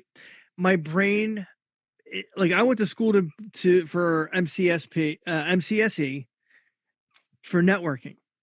Hands-on shit, not a goddamn problem. I can, boom, I can, design. Now this was NT4, so this is a little bit old. I'm dating myself here, but I knew it. I knew all the networking stuff. Me trying to learn code, and I had a Novell class, and the scripting for Novell just blew my mind. My mind doesn't work on what I call abstract. Coding to me is abstract. Like networking, I can plug a cable in, I can set the computer up, I can run the line. That's all physical. That's all my brain gets that. Same thing when I work on my car. Boom, it's all physical. Easy enough for me to learn. It's hands-on. I can read C++. I can look at it and I can read it and I get the gist of, okay, this is what this does. I go to write it. My brain's like, no, we can't do that. But I can read it. I want to do like the project I want to do is, JavaScript, TypeScript, and JSON. It's nothing super hard, but my brain just doesn't connect the dots when it comes to something like that. It took me a little while to get a handle on XML, and that's only a scripting language. That's just like an offshoot of HTML, which when I was 18 or 19, I absorbed that shit like a sponge. I was like, boom, I was opening Notepad going, not a problem. But yeah, the AI is very helpful when teaching you to teach you, how to do it. You get stuck, you paste the code in, say, hey, act as, a senior developer, point me to my mistakes, what did I do wrong, and how do I correct it? So it doesn't do the work for you, but it teaches you, okay, well, we see here online this, this was the issue, and I think it's great for learning. I think it's great for teaching you. It can be very helpful because you can dial in on a very specific subject that, YouTube videos are also great, but they're great as an overall tutorial. They're kind of bad when you're just trying to pick a piece of information out, right? Because you're going to have to watch 6 hours and hope something's in there that you need when it might not be, Right. So it can be very useful. it has its place. Everybody might not agree on what place it has in what genre of life, but there is a use for it. And as a software engineer who used to, read about AI and I used to write AI systems, not like the ones we have now, but simple ones, play tic-tac-toe and stuff like that. Yeah. They are learning systems in the sense that, they get experience and they get better at things as they go on by kind of weighted decision making and stuff based on feedback. But yeah. So, but it's fascinating. I mean, watching that technology grow is fascinating for me as somebody who used to make technology, right? And in a way, I'm kind of glad I'm not in that business anymore because, the AI is coming for the lunch of many a software developer. Oh yes, it's a little hard to be in there these days, but it is totally fascinating to watch and kind of, in a sense, to have happen in my lifetime. I guess I was born at a very lucky time to watch the development of technology, from the computer games and things just started, as I was born in 71. And so I've gotten to watch the gamut growing up and to see where it's going. Fascinating. We'll see where it gets to by the time I check out. But it's been interesting to see. It's a good tool. Again, I would still keep it limited. I don't want it out in the world where it can take over and we have Skynet. Well, yeah, like I usually, when it comes to that stuff, I'm like, just don't give it the ability to do things itself, right? Oh, yeah. Like leave the ability to do in the hands of human beings. Here, and please you can have the computer advise you and consult, and so long as you don't give it that power, then it can't do well. It could do harm, but no more harm than a person could probably do. But once you start putting it in control of stuff, especially like weapons and things, oh man. No. Well, it'll happen, right? People will do it, right? Because people are like that. It's already happening, but yeah, I mean they're doing it in the Ukraine right now. I mean there are automated drones that people are using. It's not the predominant. Yeah, so scary stuff. So we do need to be cautious of it. Yeah. Like in like an Alien. And Aliens, the rifle was able to like adjust itself automatically. They've got that technology now. It's actively in development. Yeah, I put one of those in the armory because of that. It's just like, well, what are the things people are working on right now? Let's make sure that's represented. Yeah, I mean, supplement books for like new technology. Even if it's just a few page PDF or maybe like 10, whatever. I think I think something might a good EDH add one might be like a black market, like black market book, like how, maybe a feat so you have access to it. The armor is pretty cool in that it has both sort of like, old weapons, ancient weapons, but also has new weapons and my imagination for future weapons. But future weapons based on existing technologies, if they were just refined and developed further and we had like more powerful batteries, what could you do? And so I tried to take that kind of like more hard science fiction approach with the armory. Nice. I'm looking forward to that immensely. Now, it's pretty cool. I mean, the PDF's out there, so you can get the content of it. But I actually, since I went to Origins, I got my backer copy of the Armory and Return to the Living Dead when I was out there. Oh, do you have the books? I have the physical books. Yeah, so they had some out at Origins. They did have some. They did have some to sell. I know backers might be a little bit upset, but they're, they are in transit and coming over on the boats from China and everything. So don't get too upset. I guess they just had a little bit of a pre-order so they could take the a couple conventions. They got to make money. Right. But and they just, they get some that pre-ship because you need a proof. Whenever you order something, you have to get proofs. So they're probably going to send one box ahead of time, kind of air shipped, which means they didn't make any money selling it to you, right? Like it probably took a loss on it. And so you get a few of them. But it's good that they at least made some available, Yeah, when I was that's awesome. I'm so excited to hear that it's out there. It's gonna be so awesome. Oh, awesome. Now I wanted a different layout for the armory. I was a little disappointed in the way it's structured, but that's okay. It's all the content's there, so it's good stuff. Yeah. Now, did you do work before you left on Intergalactic Heroes? Yeah, I was the principal author of it. I was the lead developer of Intergalactic Heroes back when it was Rebel Moon. Right. And so, we had pretty much finished the player's handbook side of it. at that point in time. And so I wrote about a third of it. There were like 3 or 4 developers working on it, but I was kind of the guy coordinating all that and reviewing everything and kind of going, no, it needs to be spicier, or it's, kibitzing and annoying people. That was kind of my job sometimes. Nice. Just, because I want everything to be as good as it can be, right? And so I push people. I'm like, I think this could be a little more exciting, right? This could be a little better. Now Brian's done a ton of work on it since. Like, and I told him kind of when I left, I was like, Brian, this should be your book. It's your baby. You love it the most.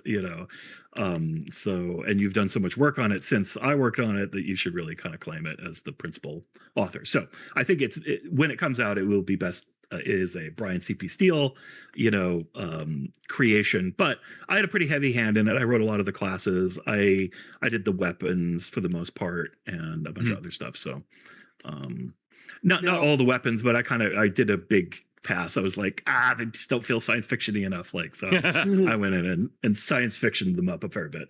But all the lore stuff, I didn't have much hand in any of that, right? Like that's all Brian and Goober and those guys. I think I kibitzed on the names of the principal characters and some of their personalities, so some of that kind of came through. But the whole throne world and everything, that's not much to do with me. I'm the rules guy on that book. Yeah, because I know Dave mentioned it a little bit on our last episode. It's going to be 3 books. So I guess there's the GM's guide, the player's guide, and I guess like the setting the book? throne world setting. Yeah. Okay. So, I mean, my sci-fi favorites are Star Trek and Stargate. Yeah. Like as like my 2, like Next Gen came out in 87, and let's see, 87, I was 8. Hold on. Again, brain's a little slow right now. Yeah, 10, 9. Yeah, I was 8. And my dad, I had watched the original series with my dad, obviously in reruns, in the early 80s. And it was great. Captain Kirk, great. Spock, loved it all. Scotty, but TNG is really like, really what got me. I'd watch it at night, or when, later on Fox started airing it on Saturdays, and like TNG was just my shit. Like I love TNG. Next Generation was pretty awesome. Yeah, I will go if I have nothing to watch, I'm like, I need something to watch. And I, run my Plex and everything, and I'm like, I'm just like, I have so much content. I have like almost 100 terabytes of content. About 95, because I have about 5 terabytes of miscellaneous files and storage and stuff on there, but the rest is all movies and TV shows. Well, I grew up on original Trek, like I wrote an article called "The Tao of Spock and Kirk," just kind of talking about in life you have this balance between the logical and the emotional, right? And that it's really the combination of them together that gives you true power, and true balance. I love that. Yeah, you can be a little too heavy on one or the other. They're both great tools, but they need each other, so so like they're super influential on my life in many ways, although I was always kind of a Spock kid. Like I like logic. When I was growing up, people who got emotional, I didn't really get it, and it just drove me a little crazy. And I'm like, why are we all angry here? We don't need to be angry. We could just get things done. That would be better. Yes. Fair point. Highly illogical. Like I know, like that's like my sci-fi core of those 2 shows. Like I haven't had much to watch. I've been watching Sugar and Silo's back now, but I'm like at night, I'm like, if I don't have anything, because it's summertime, not a lot of shows are running right now, not until end of September, October, when all the network channels come back with their stuff. Plex has their live TV channels, and I don't know if that's standard with the free Plex, but I bought the Plex Ultimate Pass like some years ago, and it was really cheap. They could pay like $80 for it on sale. And one channel is just Stargate. It'll run through SG1. When SG1 goes through, and they'll play the 2 made-for-TV movies, then it goes into Atlantis. When Atlantis finishes up, it'll go to Stargate Universe. And when that's done, after its 2.5 seasons, or whatever, then it goes back to SG1. Unfortunately, the episodes, like, I miss out on the ones I'm at work because it runs 24 hours, and I'm like, damn it, I've seen this episode recently on this channel. So I would love. Now, I know back in 2020, Wyvern Gaming came out with, the new Stargate game, which I backed and I have, and then Amazon bought MGN, and that stopped everything for it, and now it's a dead game, and I'm highly upset. Because I would like to play it, and I actually do have some of the books from the original Stargate SG1 from AEG, which I picked them up at Origins some time ago. I never went through and played it because most of my friends aren't into Stargate, but I have a lot of games that I've never read or played because, well, yeah, that's kind of normal. Yeah, it's the question. Like, I have one of Brian's games, Transformers. Yeah. And I've heard reviews about it. I still haven't cracked it open to read it, but it's like it was written by 5 different people. And then I had the conversation with Brian. He's like, yes, it was written by 5 different people. And it's like, well, nobody talked to each other. Like, that's a big problem just in game production. I mean, one of the things when I founded my company is I had a number of, I don't know, principles and ideas that I'm like, like I've seen a lot of dysfunction in the world of the RPG companies, and it's not really for me to criticize other people because they aren't my companies.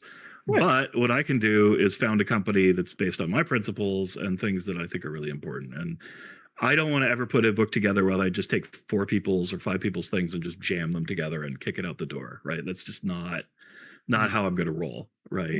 Anything that works on by multiple people is going to be very collaborative and smooth together. We're going to plan it out. And unfortunately, just, time pressures and money pressures sometimes make that hard. But, I'm just going to, if you take pains to avoid those things, you can avoid those things. So that's one of the things we tried to do, because I've been on those projects too, and they kind of suck. Or just, you kick something over the door and then nobody edits it, and then it goes out and it looks kind of crappy, and you're like, or somebody picks some awful art that you didn't have a hand in, and that's terrible. Yeah. So I just I've had that happen to me a couple times, and I just I don't want that. I don't want that for anybody that I work with. So I try to do better. That is fair. It is. It's and I'm like, I will eventually probably get around to reading because it's the Essence system. Like, I've tried G.I. Joe out at Origins a couple times. It's fun. Well, they've abandoned Essence 20 apparently. They have. They're switching everything to no more of that. D&D. Yeah. Yeah, 5e. It got the system got a lot of critique. I haven't played it, so I don't know, but it did get critiqued quite a bit, and I think they had admittedly said it got slapped together because they were on a short deadline, and so it just wasn't what they had hoped downside. It would be. Yeah, that happens. They really needed I enjoyed some of the stuff they did. And a lot more editing. They had a lot of editing Yeah. issues. They left some details out. They didn't explain how certain things really worked. You had to go through like their Discord to find that stuff. It was kind of a hassle, but I mean, I like it. I like the Essence system. I thought it's really fun, really unique. But the character creation was really interesting in particular. It is, yeah, it is, and I like their little character journals that they made. Those were like very well crafted, just in general. But yeah, Power Rangers, and the art's good in their books, I think. Oh yeah. Well, they borrow a lot from the IDW comic books, which have very good art. They've had some in-house artists that are really good too. So yeah. Because I looked through the Transformers book, and the person who lent it to me says, I don't really like this game a whole lot. But I'm like, it's a cool looking book. Like, I like all these pictures. It's got good descriptions of the Transformers. Because I was in a Transformers game, but we're not playing the Transformers game. We're playing OSR D&D, but it's Transformers. It's very strange. Nice. But it works. It works fine. Just use your imagination a lot. Yeah, I plan on backing the second edition Transformers because I love Transformers. I grew up with Transformers. That's like, that Voltron. I'm waiting for Voltron from CGL, because last I heard they haven't done an update in a while, and they're not always punctual with their updates from the BattleTech side, at least. That was a whole big kerfuffle.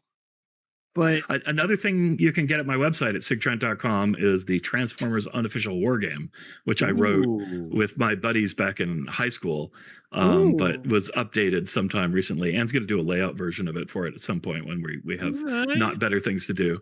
But it says up front, it's not a good game, but it uses the stat cards that come with the Transformers. So basically it's a simple like D10 mechanic, got to roll under your stat, and so it's just built to use the stats and to be a big war game that you play with the toys themselves, right? So it's kind of cool. It's not deep strategy. It's not well balanced, but it is kind of fun. We used to play it in a daycare. The whole daycare was the battlefield, Nice. And so I thought, like I'll write this up, I'll edit it a bit, make it kind of shiny, and put it out there. So that's totally free because I can't sell a Transformers game, but you know what? I can write rules for them and put it out there. So I feel you. I did much the same thing with other things. Yeah, there's nothing wrong with that. Yeah, it's a good creative exercise and just fun. Yeah, exactly. Yeah, that's always my, people are like, how do I get into game writing? Like, write games, just make games, put them out there. Yep. Whatever they are, until you sell in it, you can just kind of do whatever you like. And then, once you feel like, okay, I think I want somebody to actually pay for this now, then take that next step up, right? But yeah, it's like now all this stuff is coming out from my childhood, and I'm like, I need to get this. I don't know if I'll ever play it, but I need to get it. Like the Voltron Defender of the Universe. I know they're still waiting on some. I thought they were just waiting. Was it Voltron? I don't know. It was Voltron or one of the other projects, Thundercats. That was Thundercats, almost Voltron. Yeah, I backed them both, but one of them. Palladium just re-released TMNT. Did they? Oh wow, I missed that. When you re-release, so that means it's available to purchase? Yeah, it's available to purchase. I will have to pick that up. I remember when the Kickstarter came out, but I didn't have the money for it. Yeah. Because I would, and oddly enough, someone did a Kickstarter of the Turtles. It was like 28 different STLs. I'm like, now if I get the rule book for it, I can just 30 STLs on my printer, and hey, look, we can play Ninja Turtles. But I used to play the Palladium one back in the day in high school. We played at lunch. I had a middle-aged mutant barbarian cockroach. That was my character. I forget his name though. Nice. That's brilliant. Was his name like Gary or Steve? I don't have no idea. I don't know what his name was. I was just sort of parodying Turtles, which are already a parody themselves. So, right. But I hadn't read. I just knew the name of it, and so that's what I made. Nice. And I think I also had another character who was an opossum, and he would play dead. That was his superpower. Very over the hedge. In the face of danger. Yeah. I'll take that. Yeah, it's just I'm with these games, I know they're waiting for official, go ahead from the licensor, for stuff, and I'm like, I want it. Just give it to me, meow. Give me all the stuff. Just like, what? Someone needs to make a Super Troopers RPG. I don't know how well that would go. That's a deep cut. Wow, I haven't thought of that movie in a while. Oof. Well, 3's coming I know up that name, but I don't remember what it was. So Super Troopers, Super Trooper? Yes. The original comedy, yeah, it's a comedy spoof, yeah. The comedy RPGs are so hard to do. They're really tough. They are because it's really on the player and the game masters to make jokes, right? Like it's very hard for the game designer to make comedy jokes. Yeah. Is there? In fact, it's a lot easier to make jokes if you're doing a serious game than it is if you're doing a comedy. This is true. This is true. Right?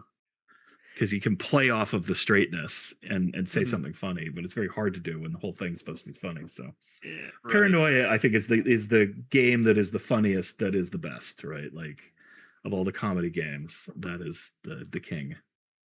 I know that Onyx Hat tried to do something like that. Oh yeah.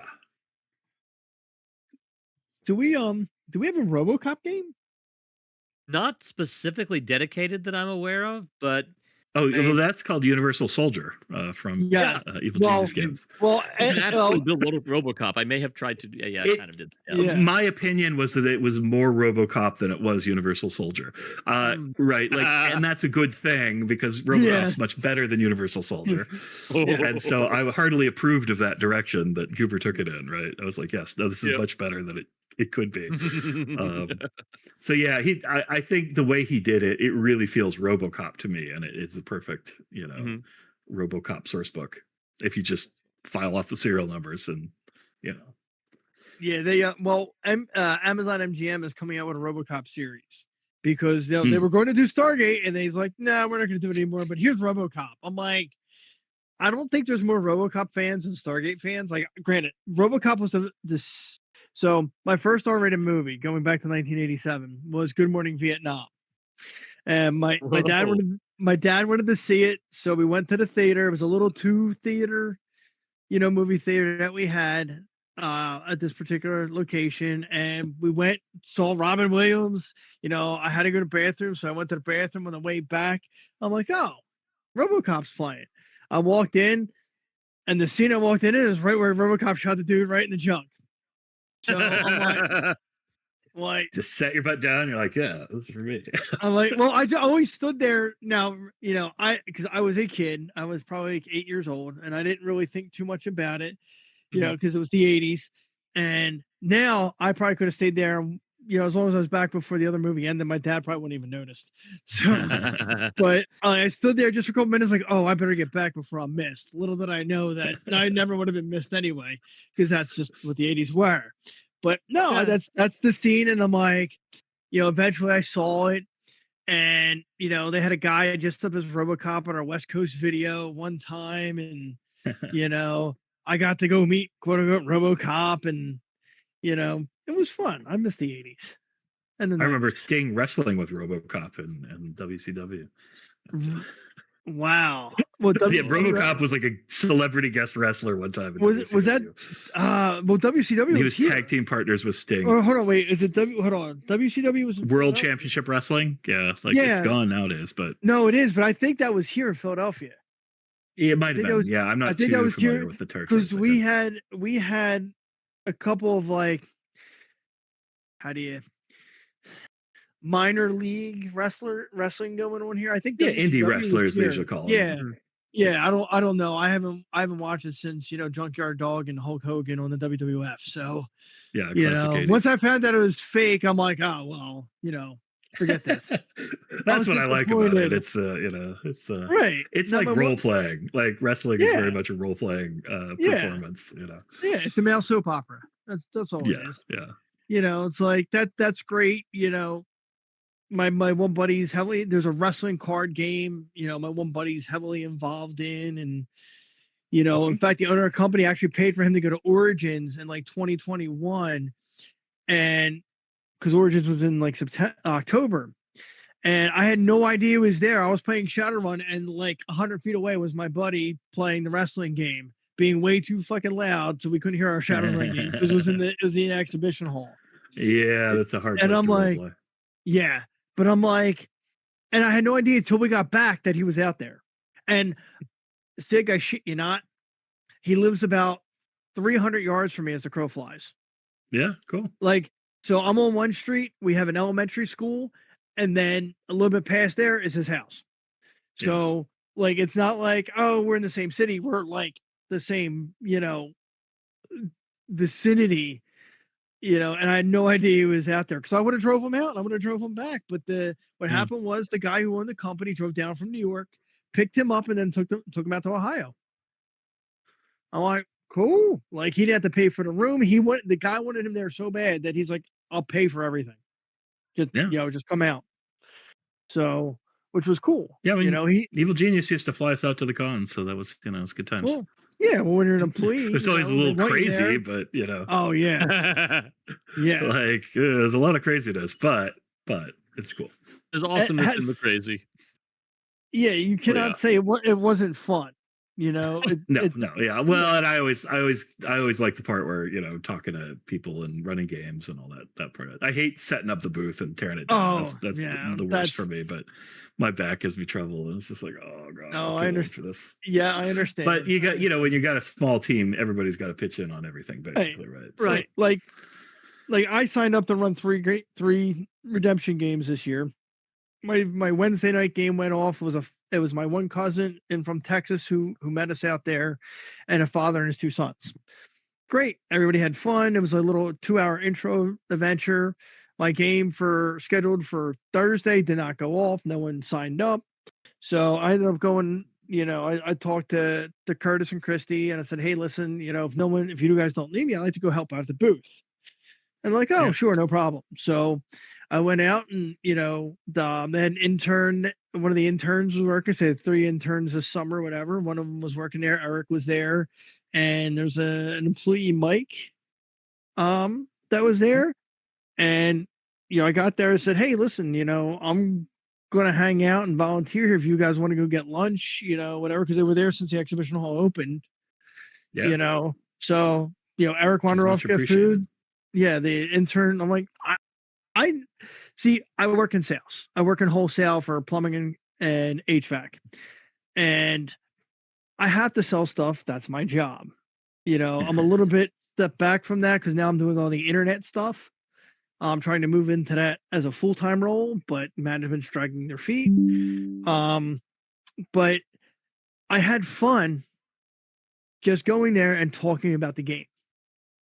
If I can make my living doing that, I would love to do that because it's something I enjoy versus going to my office and doing the job I get paid for. Not that I dislike it, but it's not a passion. Or gaming is a passion.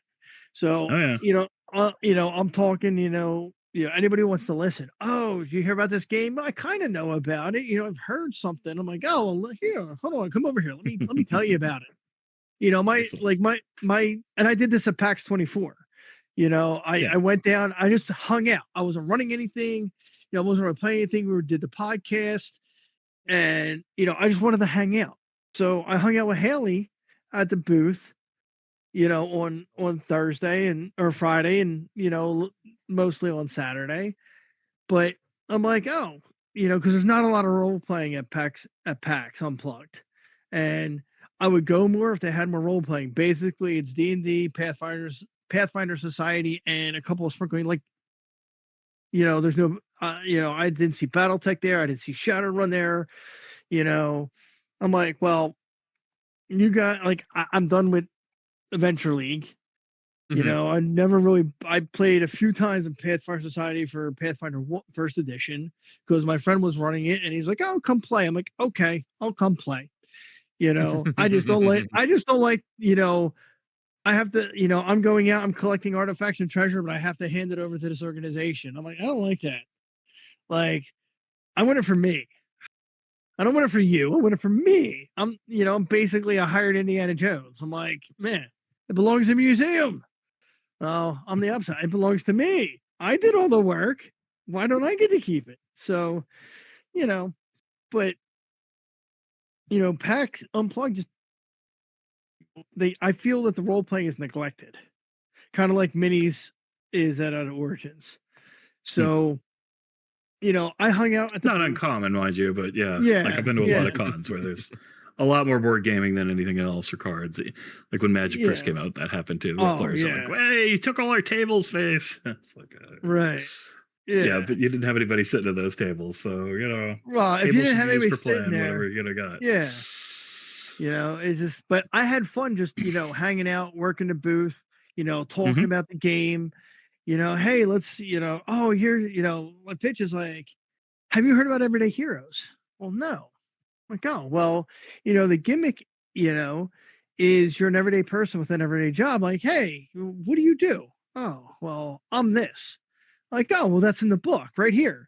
Like, if you wanted to play yourself in the game, you could. Obviously, you don't because you're playing a game with fantasy and whatnot. But the option's there, and and that's like the start on my spiel with all that.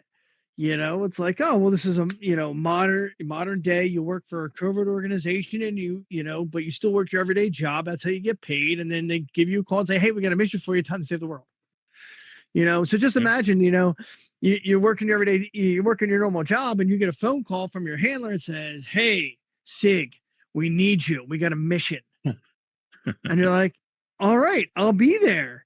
And then and then it's like, all right, well, oh man, I don't feel well. I got to go home. Got to use some of my my PTO, man. Sorry. And then you're off gallivanting somewhere to go stop someone, from taking over the world. I'm like, how is that not cool? And the fact that, Dave had the idea to get these cinematic licenses, everyone everyone I talked to is like, oh, the Crow. I love the Crow. Like, I've seen the Crow. It's a good movie. Not even in my top 50. That's just me. Highlander, however, fuck yes, let's go do it. Universal Soldiers, okay, 90s, Jean-Claude Van Damme. Mhm. All right. I was always my really good friend was Jean-Claude Van Damme, and I was Steven Seagal. That's just how it worked out. I prefer Steven Seagal over Van Damme. I still liked Lionheart and Bloodsport and, Double Impact and whatever else. But, watching Above the Law, and he goes, man, she can dial the phone with her tit. I mean, come on now.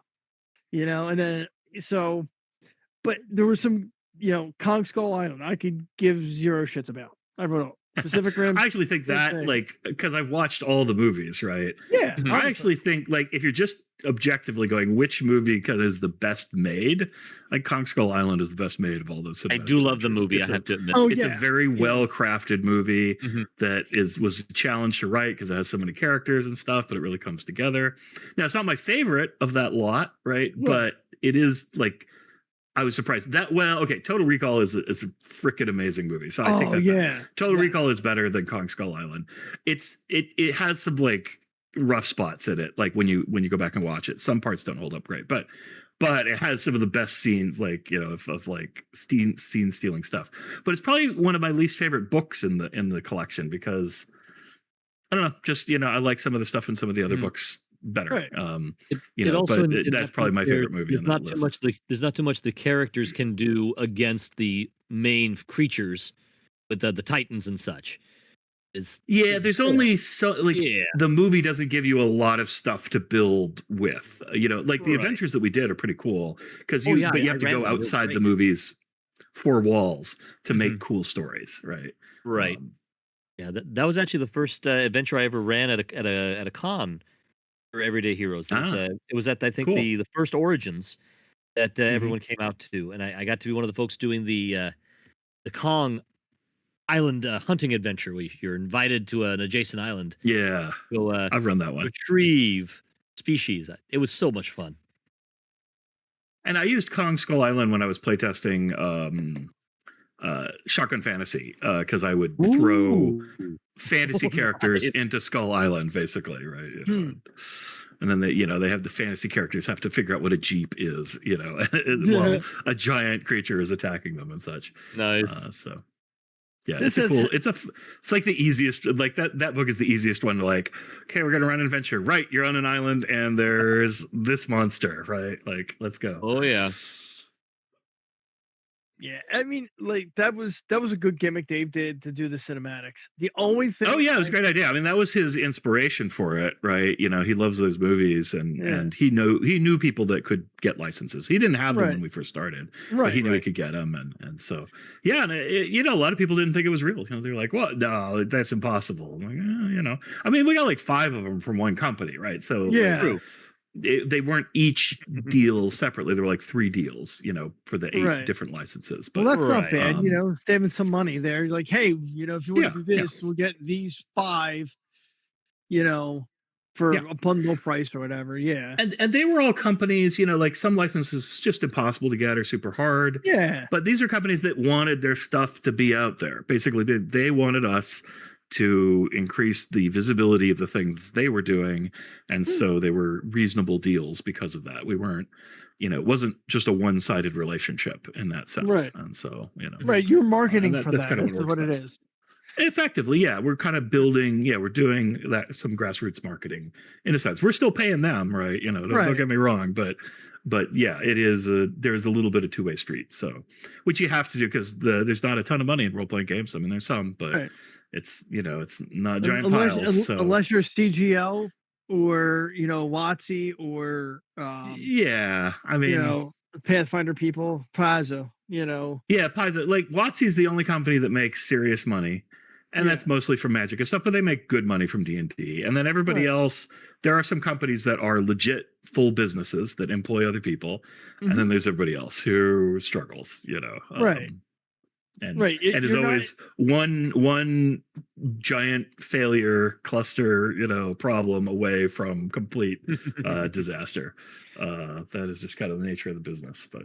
Yeah, the only thing I can truly say I was disappointed with is each book has an adventure, maybe two. I would have liked to seen more adventures come out of the IPs before they've had to relinquish them, because obviously it's like, well, we want to move on to other stuff. It's not worth renewing. Yeah, I would have liked to seen maybe a series of 4 or 5 adventures, like a small adventure path for each that would be one. great. I really wanted some more for Highlander because that's yes, me too, really fun to play. Yeah. So it would have been great to have more Highlander adventures, and I wish there were more of them out there. There's 2 or 3, but yeah, it would be great if there were more of them because it's such a cool setting, and you could do some interesting things, and it's just it's pretty different. Many time periods and parts of the world you could do. Right. Yeah, it opens the door for a lot of really interesting stories. I ran a little mini adventure. I should just make that available sometime. I have to write it up. Which was it's just a scenario I used to run at the conventions, which was it was set in World War II, and basically you were tracking down a Nazi immortal in his chalet who had been using the SS to break the covenants and shoot people up and then take their heads. So a group of more honorable immortals get together to take this guy out, breaking the rules of the game. Yeah, since he's going to break all the rules, they're going to break some of the rules too, and they're going to go get him. Plus, they're all allied, immortals, and so they're going to do a blow for the war too. So I thought it was just a cool scenario. It's really just sort of infiltrating his chalet and then taking him out, and that's it. But I think I played that at one of the Origins that I was able to go. Oh, did you run through it once? Okay, cool. Yeah. Yeah, that'd be fun, and I'd love to see a bigger story for that, right? That would be so much fun. Yeah. Well, I mean, you could, if you get time, you decide to work on it, you could do a little, however. Yeah, but I can't. But I can't sell it. I'd have to repackage it as something kind of generic immortal, which I could do, right? Right, for sure. Vault, right? Yeah. It's just hard to.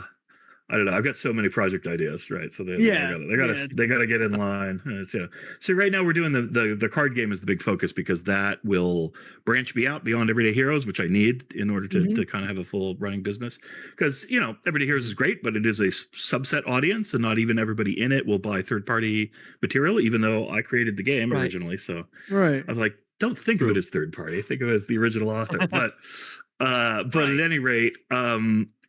I have to branch beyond that to kind of make the business a full business. So this is my kind of big push. What about branching into, other game systems as well? Yeah, we may do some of that, especially this adventure Spirit of Enterprise would be a great Call of Cthulhu adventure. It's a ghost hunting adventure. So it's got supernatural elements. And so maybe after we do the Everyday Heroes version, we'll see about doing a kind of a Call of Cthulhu style system. I'm doing some work for Chaosium, so I can talk to them about that. I don't know.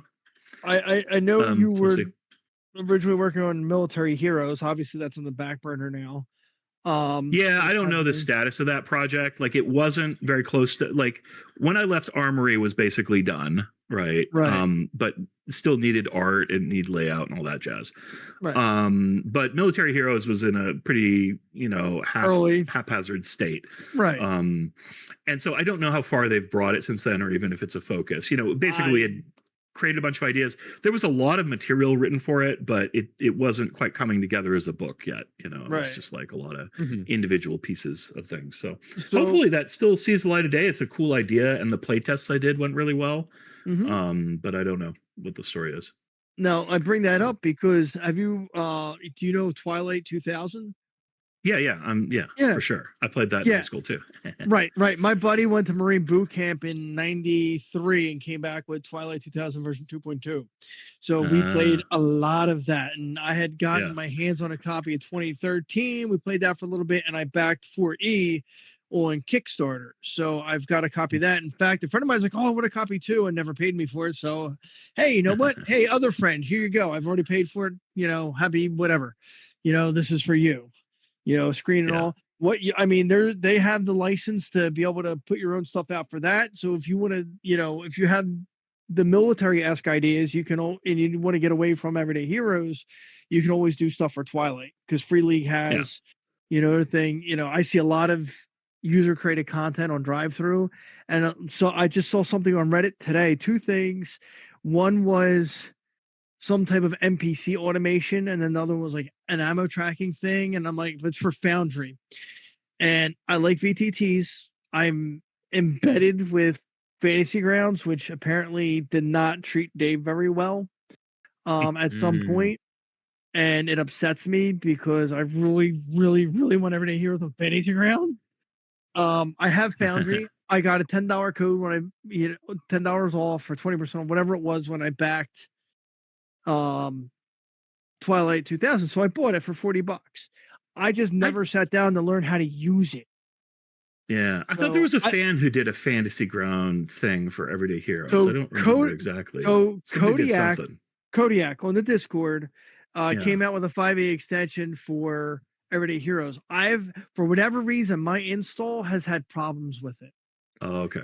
So, Yeah. like, he basically did an extension based off the 5e rule sets for Everyday Heroes, and I know he was working on the vault. I know he had moved and he had other stuff going on. I haven't actually talked to him in months at this point to see, you know, if he's had time to go back to the vault.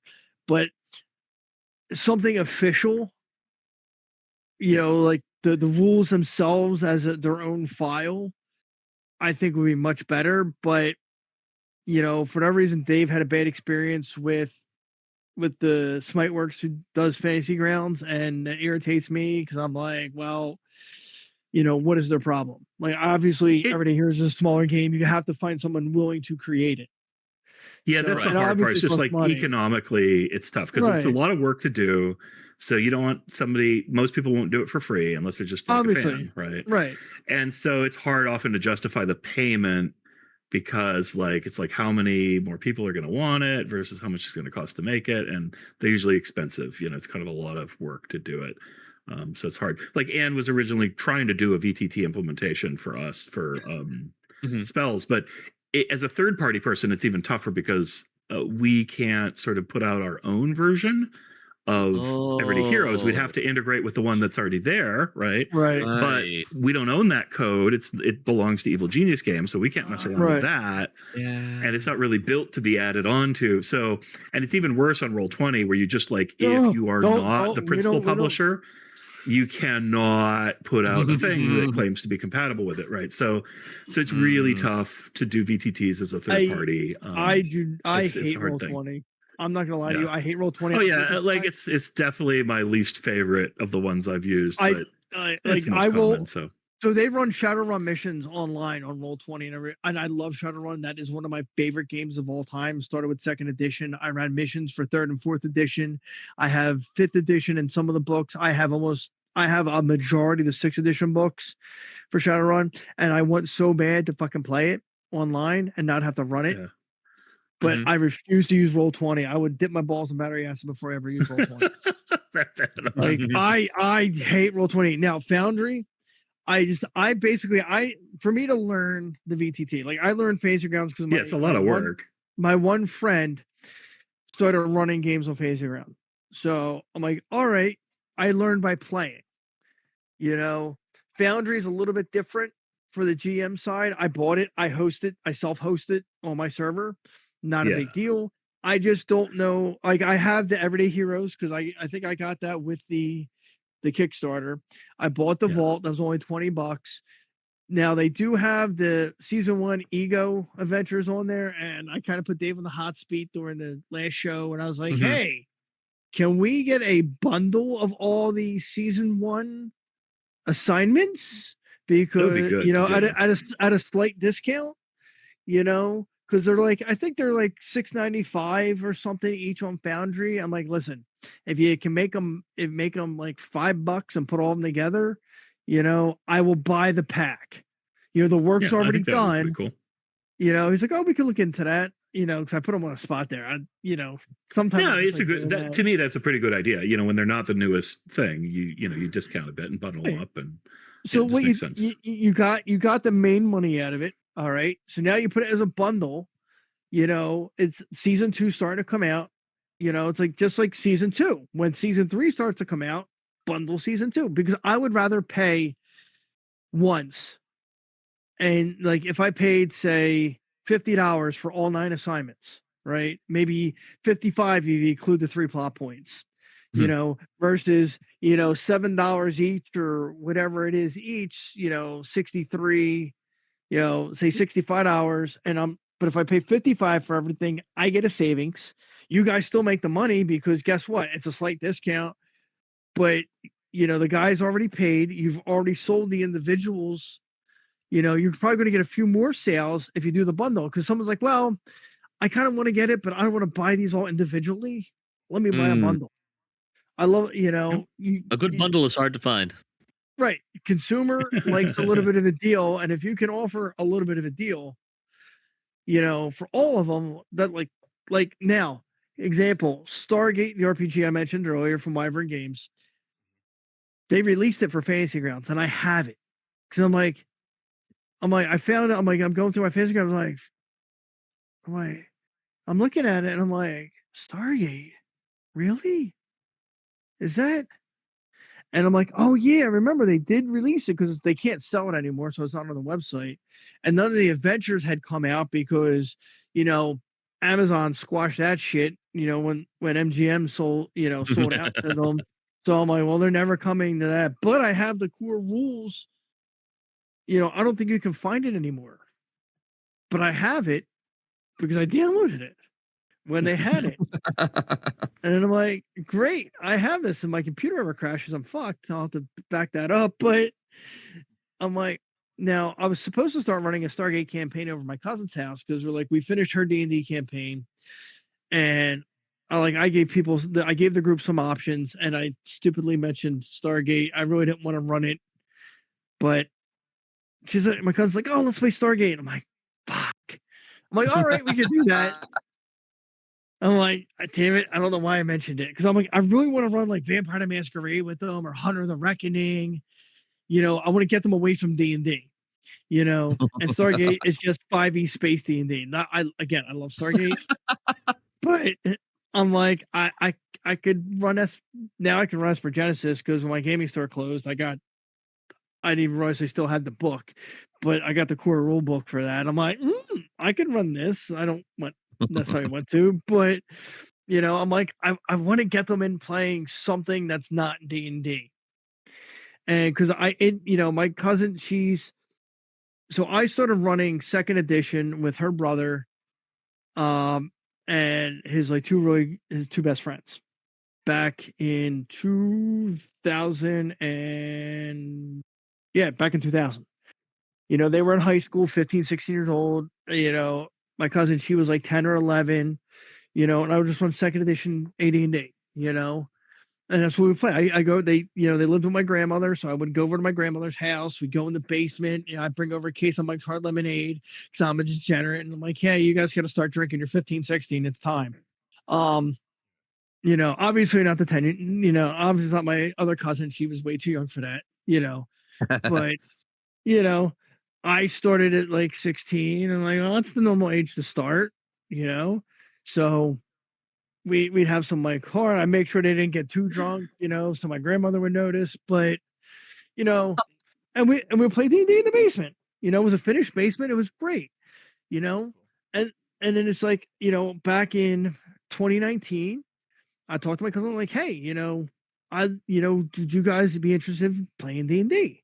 And she had some friends like, oh yeah, we'll try this, and I started running a campaign. 29, COVID hit, so I moved it to Fantasy Grounds, and then, you know, when we're back in person, you know, we went back in person, you know, and then we had some people just not responding if they can make it or not. And then I got pissed off, like not even a curse was, hey, we can't make it or nothing. And doesn't fuck it, it's over.